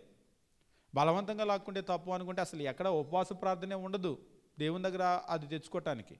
ఉపవాస ప్రార్థన అనేటువంటిది ఏంటంటే దేవుని దగ్గర మనం తీసుకోవటమే. మీరు క్రొత్త నిబంధన అంతా కూడా మీరు గమనించేటప్పుడు ఉపవాస ప్రార్థనలు ఏమిటి అంటే దేవుని దగ్గర అది తెచ్చుకోవటమే. మనం ఖచ్చితంగా నువ్వు ఇప్పుడే ఇవ్వాల్సిందే, వెంటనే ఇవ్వాల్సిందే. మీరు మొట్టమొదట మనం ఒక యుద్ధం చూసాం, 11 గోత్రాలు ఒకవైపు, బెన్యామీను గోత్రం ఒకవైపు. అవి యుద్ధం చేసేటప్పుడు మొదటి రోజు 22,000 మంది చచ్చిపోయారు, రెండో రోజు 18,000 మంది చచ్చిపోయారు. నిజంగా 22,000 మంది అంకె అంటే ఇప్పటి వరకు ఇజ్రాయేల్ గాజా యుద్ధంలో 22,000 మంది చచ్చిపోయారు. ఇప్పటి వరకు దాదాపు 3 నెలల పైన యుద్ధము, ఇన్ని భయంకరమైనటువంటి మారణాయుధాలు, ఇన్ని బాంబులు ఉపయోగిస్తే ఇప్పటి వరకు 22,000 మంది చచ్చిపోయారు. మీరు టీవీ ఛానల్ చూడండి, శవాలు, హాస్పిటల్ అని శవాలు నిండితే ఇప్పటి వరకు 22,000 మంది చచ్చిపోయారు. ఒక్క రోజు యుద్ధంలో 22,000 మంది చచ్చిపోయారంటే ఎట్లుంటుంది అసలు? ఇలా కూడా కాదు, బాంబులు కూడా కాదు, కత్తులతో నరుక్కొని చచ్చిపోయి అసలు ఆ రక్తపాతం ఎట్లా ఉంటుంది? రెండో రోజు 18,000 మంది చచ్చిపోయారు. మూడో రోజు యుద్ధానికి వెళ్తే మరలా ఒక లాస్, హైయెస్ట్ లాస్ ఉండేది వాళ్ళకి. కానీ వాళ్ళు మాత్రం ఉపవాసం ఉండి ప్రార్థన చేసి నువ్వు మమ్మల్ని దీవించాల్సిందే గట్టిగా పట్టుబట్టారు. నువ్వు దీవించకపోతే మళ్ళీ మేము తెల్లారితే కొన్ని వేల మంది చచ్చిపోతాం, నువ్వు దీవించాల్సిందే. కాబట్టి దేవుని దగ్గర మనం బలవంతంగా తీసుకోవటం అవుతుందేమో అంటే కొన్ని సందర్భాల్లో తప్పదు, మరి ఖచ్చితంగా బలవంతం. నువ్వు తప్పదు అని కనుక వదిలేస్తే మళ్ళీ కొన్ని వేల మంది చచ్చిపోవాలి. మరి కొన్ని వేల మంది భర్త లేనటువంటి భార్యలు అవుతారు, తండ్రి లేనటువంటి పిల్లలు అవుతారు, సమాజం అలా అవుతుంది. కాబట్టి ఇప్పుడు నీకు తప్పదు అంటూ ఉంటారు కదా, డూ ఆర్ డై అని. ఖచ్చితంగా నువ్వు చేయాల్సిందే ఇప్పుడు, ఇక అంతకంటే వేరే ఆప్షన్ లేదు. కాబట్టి ఎప్పుడైతే మనం నాశనం అయిపోతున్నాము అనేటువంటిది, మనం పాడైపోతున్నాం అనేది అర్థమైందో, ఇక దేవుని దగ్గర ఖచ్చితంగా ఆశీర్వాదం తెచ్చుకోవాల్సింది. ఆహాబు ఉన్నాడు, నువ్వు నాశనం అయిపోతావు అని చెప్పగానే ఖచ్చితంగా వెళ్ళి ఏడ్చి కన్నీరు పెట్టి దేవుని దగ్గర ఆశీర్వాదం తెచ్చుకున్నాడు. కాబట్టి మనము దేవుని దగ్గర ఉపవాస ప్రార్థన అనేటువంటిది చేసేటప్పుడు ముఖ్యంగా ఏవైతే దీర్ఘకాలం నుంచి మనం దేవుని దగ్గర పెడుతున్నటువంటి రిక్వెస్ట్లు ప్రతి ఒక్కరికి ఉంటాయి. మనం కూడా ప్రేయర్ బుక్లో రాస్తూ ఉంటాం కదా, కొన్ని రిక్వెస్ట్లు వెంటనే అయిపోతూ ఉంటాయి, కొన్ని రిక్వెస్ట్లు కొన్ని నెలల నుంచి ఉంటాయి, కొన్ని రిక్వెస్ట్లు మాత్రం కొన్ని సంవత్సరాల నుంచి కూడా ఉంటాయి. ముఖ్యంగా కొంతమంది ఆస్తి తగాదాలు ఉంటూ ఉంటాయి. ఒకసారి లాయర్ చెప్తున్నాడు, సివిల్ కేసుకు 15 సంవత్సరాలు ఉంటుందని చెప్పేసి, 15 సంవత్సరాలు పడుతుంది తేలటానికని, ఇంకా పైన కూడా పడుతూ ఉంటాయి. అలాంటివి నిజంగా కొంతమంది ఆస్తి గొడవలు ఉంటాయి. వీళ్ళదే అయినప్పటికీ కూడా నిన్న మాకు ప్రకటన గ్రంథం జరుగుతూ ఉంటే ఒక వ్యక్తి తెలంగాణ వైపు నుంచి అనుకుంటే ఫోన్ చేశాడు, మా పొలం గురించి ప్రార్థన చేయండి అని. పొద్దున్నే ఏమిటి సమస్య అంటే, వీళ్ళు కొనుక్కున్నారంట, ఆ రోజుల్లో అగ్రిమెంట్ రాసుకున్నారట, ఆ రోజుల్లో. ఆ తర్వాత ఏమైందంటే ఆ పొలం ఇంకొకటి ఎవరికో అమ్ముంటారేమో, వాడు రిజిస్ట్రేషన్ చేయించుకొని మొత్తం కాగితాలన్నీ వాడి పేరు మీద ఉన్నాయంట. వీళ్ళేమో అగ్రిమెంట్ని పట్టుకొని మాదంటే కుదురుతుందా? న్యాయంగా అయితే పొలం మీద కొనుక్కున్నాడు, కానీ కాగితాలేమో వాళ్ళ పేరు మీద ఉన్నాయి. ఇప్పుడు కొంచెం మాకు న్యాయం జరగాలని ప్రార్థన చేయండి అని చెప్పేసి అంటున్నారు. వాస్తవంగా ఇది కోర్టుకు వెళ్ళినా కానీ ఇది వింటుంటేనే చాలా డిఫికల్ట్గా ఉంది. ఇవాళ రేపు కోర్టుకు వెళ్తే కాగితమే అడుగుతారు, అంతేగాని న్యాయం నీ వైపే ఉంది ఎంత కాదు కదా. ఇప్పుడు దీన్ని ప్రార్థనలో పెట్టమని అన్నాడు. ఒకవేళ ప్రార్థనలో పెడితే రోజులు పడుతుందో వారాలు పడుతుందో, ఇప్పుడు ఖచ్చితంగా మనం విసుకకుండా దేవుని దగ్గర ప్రార్థన చేయాలి. బలవంతంగా అయినా సరే ఆశీర్వాదం తెచ్చుకోవాలి అంటే ఇక ఇప్పుడు తప్పదు. మరి ఆ విధవరాలు ఎలాగైతే వెళ్ళి నాకు న్యాయం చేయి, నాకు న్యాయం చేయి, నాకు న్యాయం చేయి అని చెప్పేసి అన్యాయస్తుడైనటువంటి ఆ న్యాయాధిపతిని అడిగిందో, మన న్యాయాధిపతి న్యాయం కలిగిన వాడు, ఆయనన్నా అన్యాయస్తుడు, ఈయన న్యాయం కలిగినటువంటి వాడు. ప్రభు అదే చెప్తున్నాడు, అన్యాయస్తుడైనటువంటి ఆ న్యాయాధిపతి చెప్పిన మాట వినండి. 6వ వచనమో, అన్యాయస్తుడైన ఆ న్యాయాధిపతి చెప్పిన మాట వినండి. దేవుడు తాను ఏర్పరచుకున్న వారు దివారాత్రులు తను గూర్చి మొరపెట్టుచుండగా వారికి న్యాయం తీర్చాడు. అన్యాయస్తుడే తీర్చాడు, దేవుడు తీర్చడా న్యాయస్తుడు? కాబట్టి మనల్ని విసక్కుండా ప్రార్థన చేయండి అనే నేర్పిస్తున్నాడు ఆయన. కానీ కొన్ని సందర్భాల్లో ఇలా ముందుకు వెళ్ళటం మంచిది కాదని మనమే చెప్తాం. ఉదాహరణకు బిలాం ఉన్నాడు, ముందుకు వెళ్ళిపోతే నాశనం అయిపోతాడు. అక్కడ ఏం జరుగుతుందో ముందుకు వెళ్తే మనకు తెలియనటువంటి సందర్భంలో మనము అట్లా వెళ్ళకూడదు. దేవునికి అప్పచెప్పాలి కార్యాలు. నీ చిత్తం అయితే, ఇది నాకు మేలైతే ఇవ్వమని చెప్పేసి అడగాలి. అక్కడ ఓపికగా ఉండాలి. ఇక్కడ ఓపికగా ఉన్నామంటే ఎంత డిలే అయితే అంత నాశనం జరుగుతూ ఉంటుంది. కాబట్టి ఈ విషయాలను మనం జాగ్రత్తగా పరిశీలన చేసి ముందుకు వెళ్ళవలసినటువంటి అవసరం ఉంది. కాబట్టి క్రొత్త నిబంధనలో ఉపవాసం ఉండొచ్చు అంటే ఖచ్చితంగా ఉండొచ్చు, ఉండాలి కూడా. కానీ బలవంతం అయితే ఏమీ లేదు. కానీ ఉపవాసం అయితే మనకు చాలా చాలా అవసరం. వ్యక్తిగతంగా అవసరం, కుటుంబాలకు అవసరం, మన సంఘాలకు అవసరం, మన సమాజాలకు అవసరం. కాబట్టి ఉపవాస ప్రార్థన పాత నిబంధనలోంచి కూడా వాళ్ళు రక్షించబడ్డారు యుద్ధాల్లో అంటే వాళ్ళ సమాజాలు ఉపవాస ప్రార్థన చేసినాయి. క్రొత్త నిబంధనలు కూడా సంఘాలు జీవించి ఉన్నాయి, బ్రతికున్నాయి అంటే ఉపవాస ప్రార్థనలు, వాటి పోరాటంతోనే. మేమెందుకు వెళ్ళగొట్టలేకపోయామని శిష్యులు అడిగితే ఈ విధమైనటువంటిది ఉపవాస ప్రార్థన వలన తప్ప మరి దేని వలన కూడా వదలగొట్టడం అసాధ్యము అని ప్రభు చెప్పాడు. కాబట్టి ఉపవాస ప్రార్థనకు ఉన్నటువంటి శక్తిని మనం ఉపయోగించుకోకపోతే మనం కొన్ని విషయాల్లో మనం వెనకబడిపోయేటువంటి అవకాశం ఉంటుంది. అయితే ఉపవాస ప్రార్థన అనేటువంటిది ఎలా చేయాలి అనేటువంటి విషయాన్ని మనం గమనించినప్పుడు మొట్టమొదటి విషయం మనం గమనించేది ఏమిటి అంటే, ఉపవాస ప్రార్థన అనేటువంటిది మనం పారంపర్యంగా చేయకూడదు. పారంపర్యంగా అంటే అదొక ట్రెడిషనల్గా ఇక ఏదో తింటం మానేయాలి కాబట్టి పలానా మొదటి వారం లేకపోతే రెండో వారం అన్నట్లుగా మనం చేయకూడదు ఉపవాస ప్రార్థన. నీ శిష్యులు ఎందుకు ఉపవాసం చేయరు అని అడిగారు. అడిగినప్పుడు పెండ్లి కుమారుడు వారితో కూడా ఉన్నటువంటి దినముల్లో వారు ఎవరైనా దుఃఖపడతారా అని ఆయన అడిగాడు. దుఃఖపడరు కదా.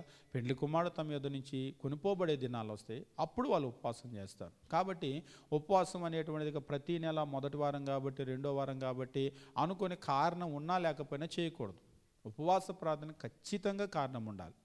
మీరు పాత నిబంధన నుంచి గమనించండి, వారు ఉపవాసం ఉన్నారంటే ఒక కారణం ఉంటుంది. ఉపవాసం లేకుండా ఎప్పుడూ ఉండరు. ఒక ఆయన అన్నాడు, మరి ప్రతి సంవత్సరం 7వ నెల 10వ నాడు అది పారంపర్యం కదంటే లేదు, దానికి అసలు ఇంకా ప్రధానమైన కారణం ఉంది. ఆ రోజు డే ఆఫ్ అటోనమెంట్, ప్రాయశ్చిత్త దినము, ఇజ్రాయేలీలందరి పాపాలు తీసివేయబడే దినం. ఇంకా చెప్పాలంటే క్యాలెండర్లోనే మోస్ట్ ఇంపార్టెంట్ డేట్ అది. కాబట్టి వాళ్ళ పాప క్షమాపణ కొరకు వాళ్ళు ఆ రోజు ఉపవాసం ఉంటారు. అంతేగాని కారణం లేకుండా వాళ్ళు ఎప్పుడూ ఉపవాసం ఉండరు. ఈరోజు మనం కూడా ఒక ఉపవాసం ఉండాలి అంటే ఖచ్చితంగా దానికి ఒక కారణం ఉండాలి. పారంపర్యంగా మనం చేయకూడదు అనేటువంటి విషయాన్ని గుర్తుపెట్టుకోవాలి. రెండో విషయం ఏమిటి అంటే, మనం ఉపవాసం ఉండేటువంటి సందర్భంలో ఖచ్చితంగా మనము మనుషులకు కనబడాలి అని కాకుండా దేవునికి కనబడాలి అని చేయాలి. మత్తయి సువార్తలో మనం గమనించాం, 6వ అధ్యాయం 16 నుంచి 18 వచనాల్లో మనుషులకు కనబడవలనని కాక అని అంటాడు. కాబట్టి ఉపవాసం అనేటువంటిది పారంపర్యంగా కాకూడదు. ఉపవాసం అనేటువంటిది మనుషులకు కనబడాలని కాకూడదు. అంటే మనుషులకు కనబడాలని కాకూడదు అంటే అందుకనే బయటికి చెప్పొద్దని అంటారు. ఉదాహరణకు పర్సనల్ ఫాస్టింగ్ అయితే నా వరకు నేనైతే ఎవరికి చెప్పకుండా ఉపవాసం ఉంటాను. అసలు వాళ్ళ ఉపవాసం ఉన్నానో లేదో కూడా ఎవరికి తెలియదు. కానీ ఒక కాంగ్రిగేషనల్ ఫాస్టింగ్, మన సంఘమంతా కలిసి ఉపవాసం ఉందామని అనుకున్నాం, ఖచ్చితంగా చెప్పాల్సిందే. వచ్చే వారము శనివారమో లేకపోతే శుక్రవారమో ఏదో ఒక వారం మనం ఉపవాసం పెట్టుకుందామని నేను చెప్తే కదా మీకు తెలిసేది. కాబట్టి ఎస్తేరు కూడా వెళ్ళి 3 దినాలు ఉపవాసం చాటించమని చెప్పేస్తుంది షూషాను పట్టణంలో. కాబట్టి కాంగ్రిగేషన్ అనేటువంటి ఫాస్టింగ్లో మనం ఉపవాసం అనేటువంటిది బయటకు చాటిస్తాం, కానీ మనుషులకు కనబడాలనే ఉద్దేశం కొరకు కాదు అది. మరి ఎందుకొరకు అని అంటే, ఉపవాసం అనేటువంటి తెలియాలి కాబట్టి ఒక అనౌన్స్మెంట్ అంతే. చివరికి ఈ అనౌన్స్మెంట్ ఎట్లా మారుతుందంటే ఒక ప్రచారంగా మారుతూ ఉంటుంది. ఆ విషయంలో ప్రమాదం ఉంది. అక్కడ మనం ఎంతవరకు అనేటువంటి ఆ పరిధి, ఆ సెన్సిటివ్ లైన్ ఒకటి ఉంటుందని మనం గమనించాలి.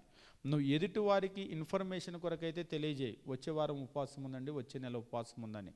అంతేగాని మేము ఉపవాసం చేస్తాము అనే దాని కొరకైతే నువ్వు ఎవరికి చెప్పొద్దు.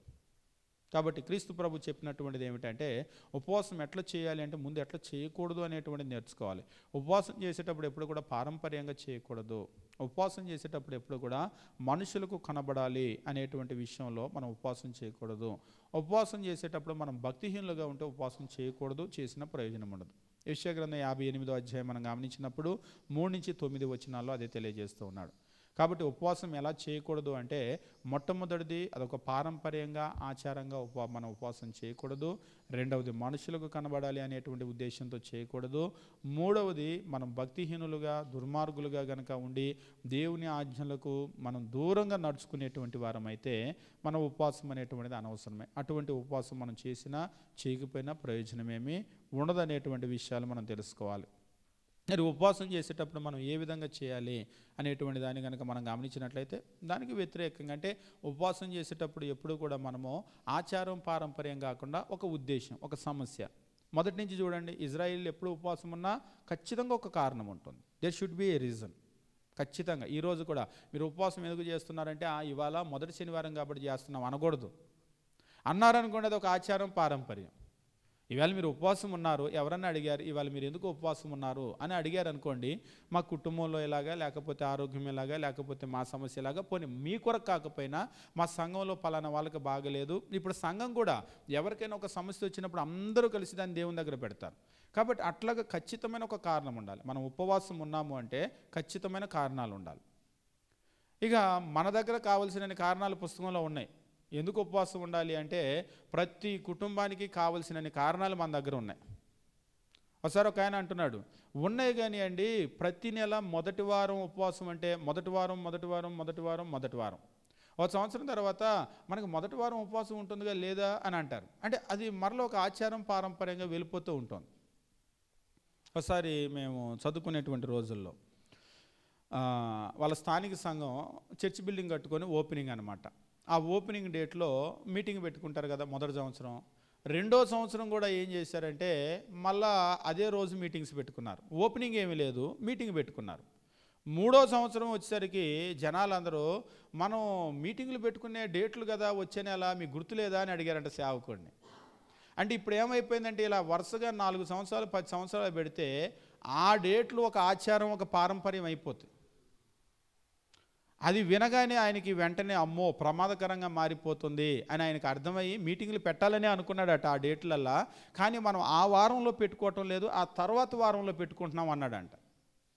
అంటే ప్రత్యేకమైన కారణం ఏమి లేదు, జస్ట్ ఆ డేట్స్ని స్కిప్ చేయాలని. ఎందుకంటే అదే డేట్ అయితే ఒక రకంగా అదొక స్పెషల్ డేట్ అయిపోతుంది కొన్ని సంవత్సరాలకి.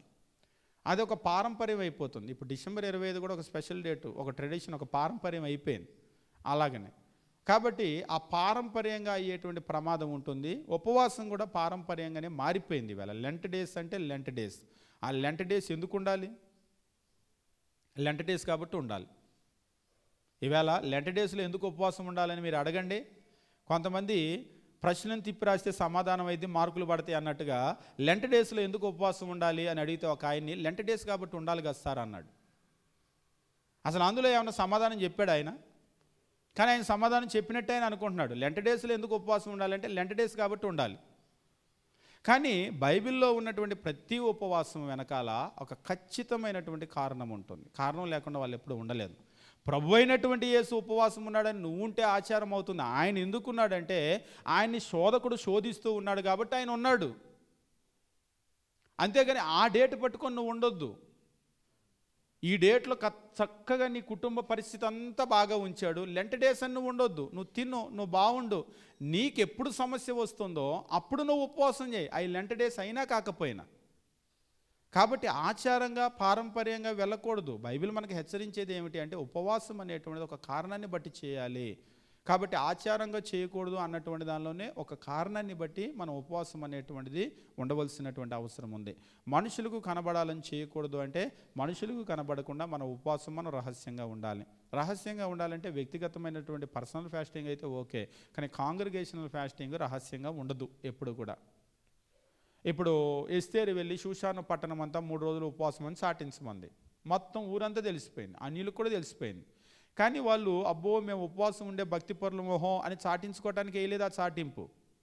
ఎందుకు వాళ్ళు చాటించారంటే మరి ఆ చాటింపు వేయకపోతే అందరూ ఒక దగ్గర కూడుకోవటం కుదరదు, అందుకొరకు. కాబట్టి మన ఉద్దేశం ఏమిటి, మన హృదయం ఏంటో దేవునికి తెలుసు. ఒకవేళ నీ హృదయం తప్పుగా గనక ఉంటే నీకు దానివల్ల రిజల్ట్ రాదు. కానీ నువ్వు కేవలం అందరికీ తెలియటం కొరకే కనుక నువ్వు చెప్పుంటే దేవుడు నీ హృదయాన్ని చూస్తాడు, ఆయన నీకు ప్రతిఫలాన్ని ఇస్తాడు.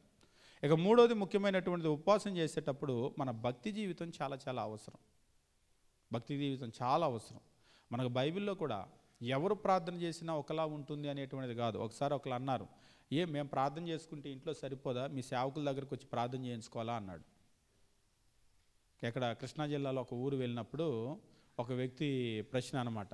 ఇప్పటికి దాదాపు 13-14 సంవత్సరాల పైన అయిపోయి ఉంటుంది. మేము ప్రార్థన చేసుకుంటే సరిపోదా, మా ప్రార్థన దేవుడు మీకు ఎలాగ దేవుడో మాకు అలాగే దేవుడు కదా, మీరు చేస్తేనే వింటాడా స్పెషల్ అని అన్నాడు. దేవుడు మీకు ఎలాగో మాకు అలాగే, అందులో ఏమీ వ్యత్యాసం లేదు. కాకపోతే ప్రార్థన చేసేటువంటి వ్యక్తిలో ఖచ్చితంగా స్పెషల్ ఉంటుంది. ఇవాళ ఎమ్మెల్యే గారి దగ్గరికి ఒక రిక్వెస్ట్ తీసుకొని వెళ్ళారనుకోండి, నువ్వు వెళ్ళావు నేను వెళ్ళాను, అలా కాకుండా ఆయనకు తెలిసిన ఆయన వెళ్ళాడు, ఎట్లుంటుంది? ఏదైనా ఒకే కాగితము నువ్వు ఎవరి చేతికైనా ఇచ్చి పంపించు, ఒకలాగా ఉంటుందంటే ఉండదు. ఆ రిక్వెస్ట్ పేపర్ తీసుకెళ్ళి ఎవరు అక్కడ పెడతారో దాన్ని బట్టి ఆయనకు వెయిట్ వస్తుంది ఆ రిక్వెస్ట్కి. ఒకవేళ చాలా కావలసిన వాళ్ళు కనుక పెట్టారనుకోండి, నీ మాట కాదనిలేక చేస్తున్నానైనా సరే చేసేస్తారు. అదే ముక్కు మొహం తెలియని వాళ్ళు కనుక వెళ్ళారనుకోండి, తీసి పక్కన ఇసిరి కూడా పడేయచ్చు. కాబట్టి నీ రిక్వెస్ట్ నువ్వు దేవునికి చాలా కావలసినటువంటి వ్యక్తితో నువ్వు పెట్టించుకుంటే నీ రిక్వెస్ట్ వెయిట్ అమాంతం పెరిగిపోతుంది. మీరు చూడండి, ఏలియా యొక్క ప్రార్థన గురించి బైబిల్లో చెప్తూ యాకోబు పత్రికలో ఒక మాట చెప్తూ ఉంటాడు. ఏలియా చేసినటువంటి ప్రార్థన, ఆ ప్రార్థన వినే ఆయన ఇజ్రాయేలు దేశంలో 3.5 సంవత్సరాల వరకు వర్షం లేకుండా చేశాడు. దాని గురించి ఆయన చెప్తూ యాకోబు పత్రిక 5వ అధ్యాయంలో ఈ రీతిగా చెప్తూ ఉంటాడు 17వ వచనంలో, ఏలియా మన స్వభావం వంటి స్వభావం గల మనుష్యుడే. ఏలియా మన వంటి స్వభావం గల మనుష్యుడే, అందులో ఏమీ తేడా లేదు. నువ్వెలాగో నేను అలాగే, సేవకుడు అలాగే, సేమ్ నేచర్. నేను ఎలా మనిషో సేవకుడు అలా మనిషే, విశ్వాసం ఎలా మనిషో సేవకుడు అలా మనిషే. మరి వ్యత్యాసం ఎందులో ఉందంటే నేచర్లో లేదు. మన వంటి స్వభావం గల మనుష్యుడే, వర్షింపకుండాన్నట్లు అతడు ఆసక్తితో ప్రార్థన చేయగా 3.5 సంవత్సరముల వరకు భూమి మీద వర్షింపలేదు.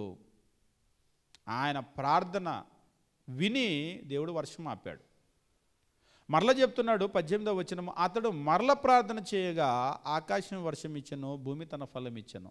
ఆయన ప్రార్థన విని వర్షం ఆపాడు, ఆయన ప్రార్థన విని వర్షాన్ని ఇచ్చాడు. మన వంటి స్వభావం కలిగిన మనుషుడే. కానీ ఆయన చెప్పాలనుకున్న పాయింట్ ఏంటంటే 16వ వచనము, మీ పాపం ఒకరితో ఒకడు ఒప్పుకోండి, మీరు స్వస్థత పొందినట్లు ఒకరికొకరు ప్రార్థన చేయుడి. నీతిమంతుని విజ్ఞాపన మనపూర్వమైనదై బహుబలము గలదై ఉండెను. నీతిమంతుని విజ్ఞాపనకి చాలా బలం ఉంటుంది. కాబట్టి మనం ఏం చేస్తూ ఉంటామంటే, మనకంటే కొంచెం వీళ్ళు భక్తిపరులు, వీళ్ళు దేవుని దగ్గర బాగుంటారు, వీళ్ళకి దేవునికి ఒక గుడ్ రిలేషన్ ఉంది అనుకుంటే, మనం ఎలాగైతే ఎమ్మెల్యే దగ్గరికి వెళ్ళినప్పుడు వాళ్ళకి తెలిసిన వాళ్ళతో చెప్పించుకుంటామో, వాళ్ళకి ఎవరితో అయితే మంచి రిలేషన్ ఉందో వాళ్ళ దగ్గరికి వెళ్ళి కొంచెం మీరు చెప్పండి అని రికమెండేషన్ చేయించుకుంటామో, మనం దేవుని దగ్గర రికమెండేషన్ చేయించుకుంటాం, కొంచెం మీరు మా గురించి ప్రార్థనలో పెట్టండి అని. ఎందుకంటే వాళ్ళు చెప్తే దేవుడు వింటాడు. ఏలియా చెప్పాడు, ఏలియా చెప్పినందుకు ఆయన ప్రార్థన చేసినందుకే వర్షం ఆపాడు, ఆయన ప్రార్థన చేసినందుకే వర్షం ఇచ్చాడు. అదే ఏలియా కాకుండా ఏ ఆహాబో చేస్తే, వాస్తవంగా వర్షం ఆపినప్పుడు ఆహాబు ప్రార్థన కొరకు ట్రై చేస్తూనే ఉన్నాడు, ఇచ్చాడా? దేశమంతా ప్రార్థన చేశారు, వర్షం అని ఇచ్చాడా? ఇవ్వలేదు. మళ్ళీ ఆయన అడిగితే వర్షం ఇచ్చాడు. ఈరోజు కూడా మనకు ప్రార్థన అవసరం అనేటువంటిది చాలా చాలా ఉంటుంది. కొందరు అడుగుతూ ఉంటారు, మేము ప్రార్థన చేసుకుంటే అవ్వదా, మీరే చేయాలని. మీరే కాదు, ఎవరైతే భక్తిపరులు ఉంటారో, నీతిమంతులు ఉంటారో, ఒక మాటలో చెప్పాలంటే దేవునితో ఒక గుడ్ రిలేషన్ ఉంటుందో, ఆ రిలేషన్ ఉన్నటువంటి మాటకు వెయిట్ ఎక్కువగా ఉంటుంది. ఇంకా చెప్పాలంటే ఆ గుడ్ రిలేషన్ నువ్వే మెయింటైన్ చేయి. నువ్వే భక్తిపరుడుగా, నువ్వే నీతిమంతుడుగా ఉండి అందరూ నీ దగ్గరకు వచ్చి చేయించుకుంటారు. అయ్యా కొంచెం మా విజ్ఞాపన దేవుని దగ్గర పెట్టని నీ చేత చేయించుకుంటారు. కాబట్టి మనం గమనించవలసిన విషయం ఏమిటంటే, మనం ప్రార్థన చేసేటప్పుడు మనం ఎట్లా ఉంటాము అనేటువంటి మన భక్తి జీవితం కూడా చాలా చాలా అవసరం. మనకి భక్తి జీవితం కనుక లేదు అని కనుక అనుకున్నట్లయితే ఖచ్చితంగా ఆ ప్రార్థన అనేటువంటి రిజెక్ట్ చేయబడుతుంది. మనం మళ్ళొకసారి మనం ఒక వచ్చిన భాగాన్ని చదువుకొని మనం ముందుకు వెళ్ళిపోయి మనం ముగించుకుందాం. యెషయా గ్రంథము 58వ అధ్యాయం మనం గమనించినప్పుడు 3వ వచనం నుంచి కనుక మనం చూసినట్లయితే, వాళ్ళు నేరుగా దేవుడిని ప్రశ్నించారు. మేము ఉపవాసం ఉంటే నువ్వెందుకు చూడవు? 58వ అధ్యాయం 3వ వచనం, మేము ఉపవాసం ఉండగా నువ్వెందుకు చూడవు? మా ప్రాణాలను ఆయాసపరుచుకొనగా నువ్వెందుకు లక్ష్య పెట్టవు అని అందరూ. దానికి ఆయన సమాధానం ఏమిటంటే, మీ ఉపవాస దినమున మీరు వ్యాపారము చేయుదురు, మీ పనివారి చేత కఠినమైన పని చేయించుదురు, కలహపడుచు, వివాదము చేయొచ్చు, అన్యాయముగా గుద్దులాడుచు ఉపవాసం ఉండరు. ఆ భక్తి జీవితం లేదు మీలో. అందుకనే దేవుడు వారి ఉపవాసాన్ని చూడటం లేదు, వాళ్ళ మొరను వినటం లేదు. కాబట్టి ఉపవాసం అనేటువంటిది మనం ఎట్లా ఉండకూడదు అని చెప్పేసి అంటే, పారంపర్యంగా ఒకటి ఉండకూడదు, అంతేకాదు మనుషులు చూడాలి అని మనం ఉపవాసం చేయకూడదు. ఒకవేళ భక్తి లేనటువంటి జీవితంతో ఉపవాసం చేసినా కానీ దానివల్ల ఉపయోగం ఉండదు, అలాగే మనం చేసినా కానీ ప్రయోజనం ఉండదు. కాబట్టి అనవసరం. మరి ఎట్లా చేయాలి అంటే, పూర్తిగా దానికి విరుద్ధంగా మనుషులకు కనబడాలని కాకుండా మనము దాన్ని ఒంటరిగా చేయవలసిన అవసరం ఉంది. కానీ కాంగ్రిగేషనల్ ఫాస్టింగ్కి అది వర్తించదు. పారంపర్యంగా కాకుండా ఒక కారణం కొరకు మనం ఉపవాసం చేయాలి. ఉపవాసం చేసేటప్పుడు మన భక్తి జీవితాన్ని చాలా డెవలప్ చేసుకోవాలి. ముఖ్యంగా భక్తిహీనతను, దుర్మార్గాన్ని, ఇవన్నీ కూడా ఇక్కడ చెప్పిన కార్యాలు ఉన్నాయి కదా, ఇవన్నీ కూడా వదిలిపెట్టి మనం ఎప్పుడైతే దేవునికి అనుకూలమైనటువంటి స్వభావం కలిగినటువంటి ఒక మనిషిగా ఉంటామో, మన ప్రార్థన అనేటువంటి దేవుని చేత వినబడుతుంది. కాబట్టి ఉపవాసం అనేటువంటిది ఈ రోజుల్లో కూడా మనం ఉండొచ్చా అని చెప్పేసి అంటే ఖచ్చితంగా మనం ఉండొచ్చు. కాబట్టి ప్రాక్టికల్గా కొన్ని సలహాలు, కొన్ని సూచనలు ఉపవాసాన్ని గురించి తెలియజేసేది ఏంటి అంటే, మీరు ఉపవాసంలో చివరిగా ముగింపు మాటలు, ఉపవాసంలో మీరు ఏ రిక్వెస్ట్ అయితే దేవుని దగ్గర పెడతారో ఆ రిక్వెస్ట్లో మీరు చాలా సీరియస్గా ఉండండి. సీరియస్ కాని రిక్వెస్ట్ మీరు దేవుని దగ్గర పెట్టవద్దు. ఒకసారి పిల్లలు ఆడుకుంటూ వచ్చి ఏదో కావాలని అడుగుతారు, సీరియస్ కాదు, మళ్ళీ వెళ్ళిపోయి మళ్ళీ ఆటలో పడిపోతారు, మర్చిపోతారు. అట్లా కాకుండా కొన్ని విషయాలు మాత్రం వాళ్ళు చాలా సీరియస్గా అడుగుతారు. ఇక అక్కడి నుంచి వెళ్ళరు, అవసరమైతే కింద పడి డొల్లుతారు కానీ వెళ్ళరు. మనకు కూడా తెలుసు ఏది సీరియస్గా అడిగారో, ఏది సిల్లీగా అడిగారో. దయచేసి ఎప్పుడు కూడా దేవుని దగ్గర సిల్లీగా అడగొద్దు. కొంతమంది ఏదో రాసుకొని రిక్వెస్ట్ అంతా కూడా పెడుతూ ఉంటారు. వన్స్ పెట్టారు అంటే కనుక దాని గురించి మనం చాలా సీరియస్గా, ఇందాక చెప్పాం కదా, విసుగకుండా మానకుండా దాన్ని ఆయన దగ్గరికి తీసుకొని వెళ్తూనే ఉండాలి. కొంతమంది ఊరికినే వచ్చేసి మా గురించి రాయండి పుస్తకంలో, మా గురించి చేయండి అంటారు. నిజంగా మనం చేస్తూ ఉంటాం కానీ సీరియస్గా వాళ్ళకి ఆ సీరియస్నెస్ ఉండదు. మీరు పోయిన నెలలో ఒక రిక్వెస్ట్ పెట్టారు, ఏమైందంటే పోయిన నెలలోనా, ఏం చెప్పాం మేము అని అంటారు. పోయిన నెలలో మీరు ప్రార్థన చేయమన్నారు కదా పలానా దాని గురించి అని మనం చెప్తే ఓకే గుర్తొస్తుంది. మీరు పోయిన నెలలో మీరు ఒక రిక్వెస్ట్ పెట్టారు కదా అని అడగండి. కొంతమందికి మేమేం పెట్టామో వాళ్ళకే గుర్తుండదు. అంటే వాళ్ళు రోజు దాని గురించి సీరియస్గా ప్రార్థన చేస్తున్నారా? లేదు. కాబట్టి దయచేసి మనం ఏం చేయకూడదంటే, మనం దేవుని దగ్గర ఏదైనా సరే మనము ఒక రిక్వెస్ట్ పెట్టేటప్పుడు ఖచ్చితంగా మనం ఏం చేయాలంటే, మనము దాన్ని సీరియస్గా మనం తీసుకోవాలి. దేవుని దగ్గర కూడా సీరియస్గానే పెట్టాలి. ఇతరుల చేత చేయించేటప్పుడు కూడా మీరు యుద్ధం జరిగేటప్పుడు ఇజ్రాయెల్ చేసిన యుద్ధం చాలా సీరియస్. ఎవరు కూడా ఊరికి సిల్లిగా పెట్టలేదు, అది చాలా సీరియస్. మీరు పాత నిబంధనలో వాళ్ళు ఉపవాసము ఉండి రిక్వెస్ట్ చేసిన ప్రతి రిక్వెస్ట్ని మీరు చూడండి, చాలా సీరియస్ రిక్వెస్ట్లు అవి. ఏదో పెట్టి చూద్దాంలే, ఒక రాయేద్దాంలే అని వేయలేదు, చాలా సీరియస్ రిక్వెస్ట్లు. కాబట్టి మీరు ఉపవాస ప్రార్థనకి వచ్చారు అంటేనే ఆ రిక్వెస్ట్ చాలా చాలా సీరియస్ అయి ఉండాలి మీకు. అలా సీరియస్గా తీసుకున్నటువంటి వాటినే దయచేసి ఉపవాస ప్రార్థనలకు తీసుకొని రండి. ఏదో వాళ్ళు ఉపవాసం ఉంటున్నారు కదా, చేస్తున్నారు కదా, మా గురించి కూడా ఇది పెట్టండి అది పెట్టండి అని మనం చేయకూడదు. ఒకవేళ పెట్టామనుకోండి, దాన్ని మనం కూడా సీరియస్గా తీసుకొని దేవుని దగ్గర మనం చాలా సీరియస్గా పోరాడుతూ ఉండాలి. లేకపోతే దానికి ప్రతిఫలం అనేటువంటిది ఉండదు. అంతేకాకుండా మనము ఒకసారి మాత్రమే కాకుండా మనము దాని గురించి తరచుగా దేవుణ్ణి అడుగుతూనే ఉండాలి. ఇందాక చెప్పాం కదా, మానకుండా విసుగకుండా. ఒకసారి కనుక మీరు ఒక రిక్వెస్ట్ దేవుని దగ్గరికి తీసుకెళ్లారు అంటే దానికి మీరు వదిలిపెట్టొద్దు, వదిలిపెట్టేదాన్ని మీరు పట్టుకోవద్దు. ఒకసారి ఒక రిక్వెస్ట్ తీసుకొని వెళ్ళారు అంటే ఆ విధవరాలు ఎలాగైతే అది అయ్యే వరకు ఆపలేదో, మీరు దాన్ని దేవుని దగ్గర పెట్టండి పెట్టండి పెట్టండి పెడుతూనే ఉండండి. కొంతమంది అలా పెట్టొచ్చా అంటారు, పెట్టమని ఆయన ఒక ఉపమానం కూడా చెప్పాడు. మీరు ప్రార్థన చేసేటప్పుడు విసుకకుండా ఉండాలి అనటానికి ఆయన ఉపమానం చెప్పాడు. కాబట్టి మీరు విసిగిపోవద్దు. ఇంకా చెప్పాలి అంటే ఆయన విసిగించండి. అన్యాయస్తుడైనటువంటి ఆ న్యాయాధిపతి విసిగిపోయాడు. పాపం చివరికి ఆయన అన్నటువంటి మాటలు, నేను దేవునికి భయపడేవాడిని కాదు, మనుషుల్ని లక్ష్య పెట్టేవాడిని కాదు, ఏంటి విధవరాలు నన్ను ఇలాగా మాటి మాటికి వచ్చి గోజాడుతుంది, ఏమైనా వదిలించుకుందామని అనుకున్నాడు చివరికి ఆయన. కాబట్టి మనం ఏదైనా ఒక రిక్వెస్ట్ పెట్టాము అంటే ఒకసారి పెట్టి అరసారి పెట్టి దయచేసి వదిలిపెట్టద్దు. ఒక రిక్వెస్ట్ కనుక పెడితే కంటిన్యూగా దాని మీద పోరాడండి. యాకోబు ఎలాగైతే నన్ను ఆశీర్వదిస్తే తప్ప వదిలిపెట్టను, ఒకదాన్ని పట్టుకుంటే గట్టిగా. కొంతమంది పిల్లల్ని చూడండి, ఏదైనా ఒకటి అడిగారంటే మనం మర్చిపోయినా వాళ్ళు మర్చిపోరు. వాళ్ళు దాని గురించి సీరియస్గా అడుగుతూనే ఉంటారు, అయ్యేదాకా అడుగుతారు. కొంతమంది పిల్లలు ఊరికినే మర్చిపోతారు. మనకు కూడా తెలుసు, వీళ్ళు అడిగారు మళ్ళీ రేపు గుర్తుండదులే అని మనకు కూడా తెలుసు. కానీ మనం కూడా దేవుని దగ్గర ఎట్లా ఉండాలి అంటే, ఏదైనా ఒక దాన్ని మనము ప్రార్థనలో పెట్టాము అని చెప్పేసి అంటే ఖచ్చితంగా దాన్ని సీరియస్ ఇష్యూ అయితేనే పెట్టాలి. పెట్టిన తర్వాత ఇక దాన్ని మనం క్రమంగా పెడుతూనే ఉండాలి, పెడుతూనే ఉండాలి, పెడుతూనే ఉండాలి. ఎంతకాలం అలా అంటే అయ్యేదాకా పోరాడాలి. అవ్వలేదని వదిలిపెట్టొద్దు. కొంతమంది 2 నెలలు ప్రార్థనలో పెట్టామండి, అవ్వలేదు, ఇక దాని గురించి మేము తీసేసాం, అట్లెప్పుడు కూడా తీసేయొద్దు. అలా తీసేసేది అయితే పెట్టొద్దు. ఒకసారి పెట్టారు అంటే అది అయ్యేదాకా గట్టిగా పట్టుకోండి. అయ్యిద్దా అని డౌట్ వద్దు. ఆయన వల్ల సమస్తము సాధ్యమే. ఆయన ఏ పనైనా చేయగలడు. చేయించుకోవటం మనకు చేత అయ్యిద్దో లేదో మన వైపు చూసుకోవాలి. ఆయన అయితే దేన్నైనా కూడా చేయగలడు. మరొక ముఖ్యమైనటువంటి విషయం ఏమిటంటే, మనం ఏదైతే లోతుగా కోరుకుంటామో దాన్ని దేవుడు చేస్తాడు. అంటే ఏ రిక్వెస్ట్ పెట్టాలి అంటే, మనకి ఏ అవసరమైతే చాలా డీప్గా ఉంటుందో, అంటే ఖచ్చితంగా మనకు అవసరమో దాన్ని దేవుడు చేస్తాడు. మనం కూడా పిల్లలు అడిగినప్పుడు దేన్ని మీరు ఇస్తారు? ఉదాహరణకి 10 జతలు బట్టలు ఉన్నాయి, మళ్ళీ 11వ జత కొనిచ్చమన్నారు, కొంటారా? చూద్దాంలే చేద్దాంలే అంటారు. పాపం నిజంగా వాళ్ళకి అవసరమై అడిగారు. 2 జతల బట్టలే ఉన్నాయి, చిరిగిపోతున్నాయి, లేవు, అడిగారు. ఇప్పుడు మీరు ఏం చేస్తారు? ఖచ్చితంగా వెంటనే స్పందిస్తారు. ఎందుకు స్పందిస్తారంటే అది అవసరం కాబట్టి. దేవుడు కూడా మన అవసరాలు చూస్తాడు. ఉపవాసము అనేటువంటి ఒక అవకాశం ఉంది కదా అని అవసరం ఉన్నదాన్ని లేని దాన్ని తీసుకెళ్ళి పెట్టొద్దు. కొంతమంది ఏం చేస్తారంటే, ఎట్లాగూ మనోళ్ళు ఉన్నారు కదా అని ఉపయోగించుకున్నట్లుగా దేవుని దగ్గర ఉపవాసం అనే ప్రార్థన ఒక అవకాశం ఉంది కదా అన్నీ పెడదామని అనుకుంటారు. లేదు, మీకు ఏదైతే the deepest needs in your life, ఏదైతే మనకు లోతైనటువంటి అవసరాలు ఉన్నాయో, ఖచ్చితంగా ఇది లేకపోతే నా కుటుంబం నడవదు, ఖచ్చితంగా ఇది లేకపోతే నా జీవితం కష్టం, ఖచ్చితంగా ఇది లేకపోతే సమాజం ఇక్కడ పాడైపోతుంది, నాశనం అయిపోతుంది అనేటువంటి ఆ డీపెస్ట్ నీడ్స్ ఏవైతే ఉన్నాయో వాటిని తీసుకొని వెళ్ళి పెట్టండి. ఖచ్చితంగా వాటికి సమాధానం వస్తుంది. అలా లేదు అనుకోండి, అది దేవునికి తెలుసు మనకి ఎంత అవసరం, ఏం అవసరం అనేటువంటిది. ఇక ఆయన విసిగిస్తూ విసిగిస్తూ విసిగిస్తూ కొన్ని సంవత్సరాలు అట్లా వెళ్ళిపోవాల్సిందే. కాబట్టి ఇంకా చివరిగా నేను చెప్పాలనుకున్న విషయాలు ఏంటంటే, ఇక ఇవి మన శరీరానికి సంబంధించిన విషయాలు.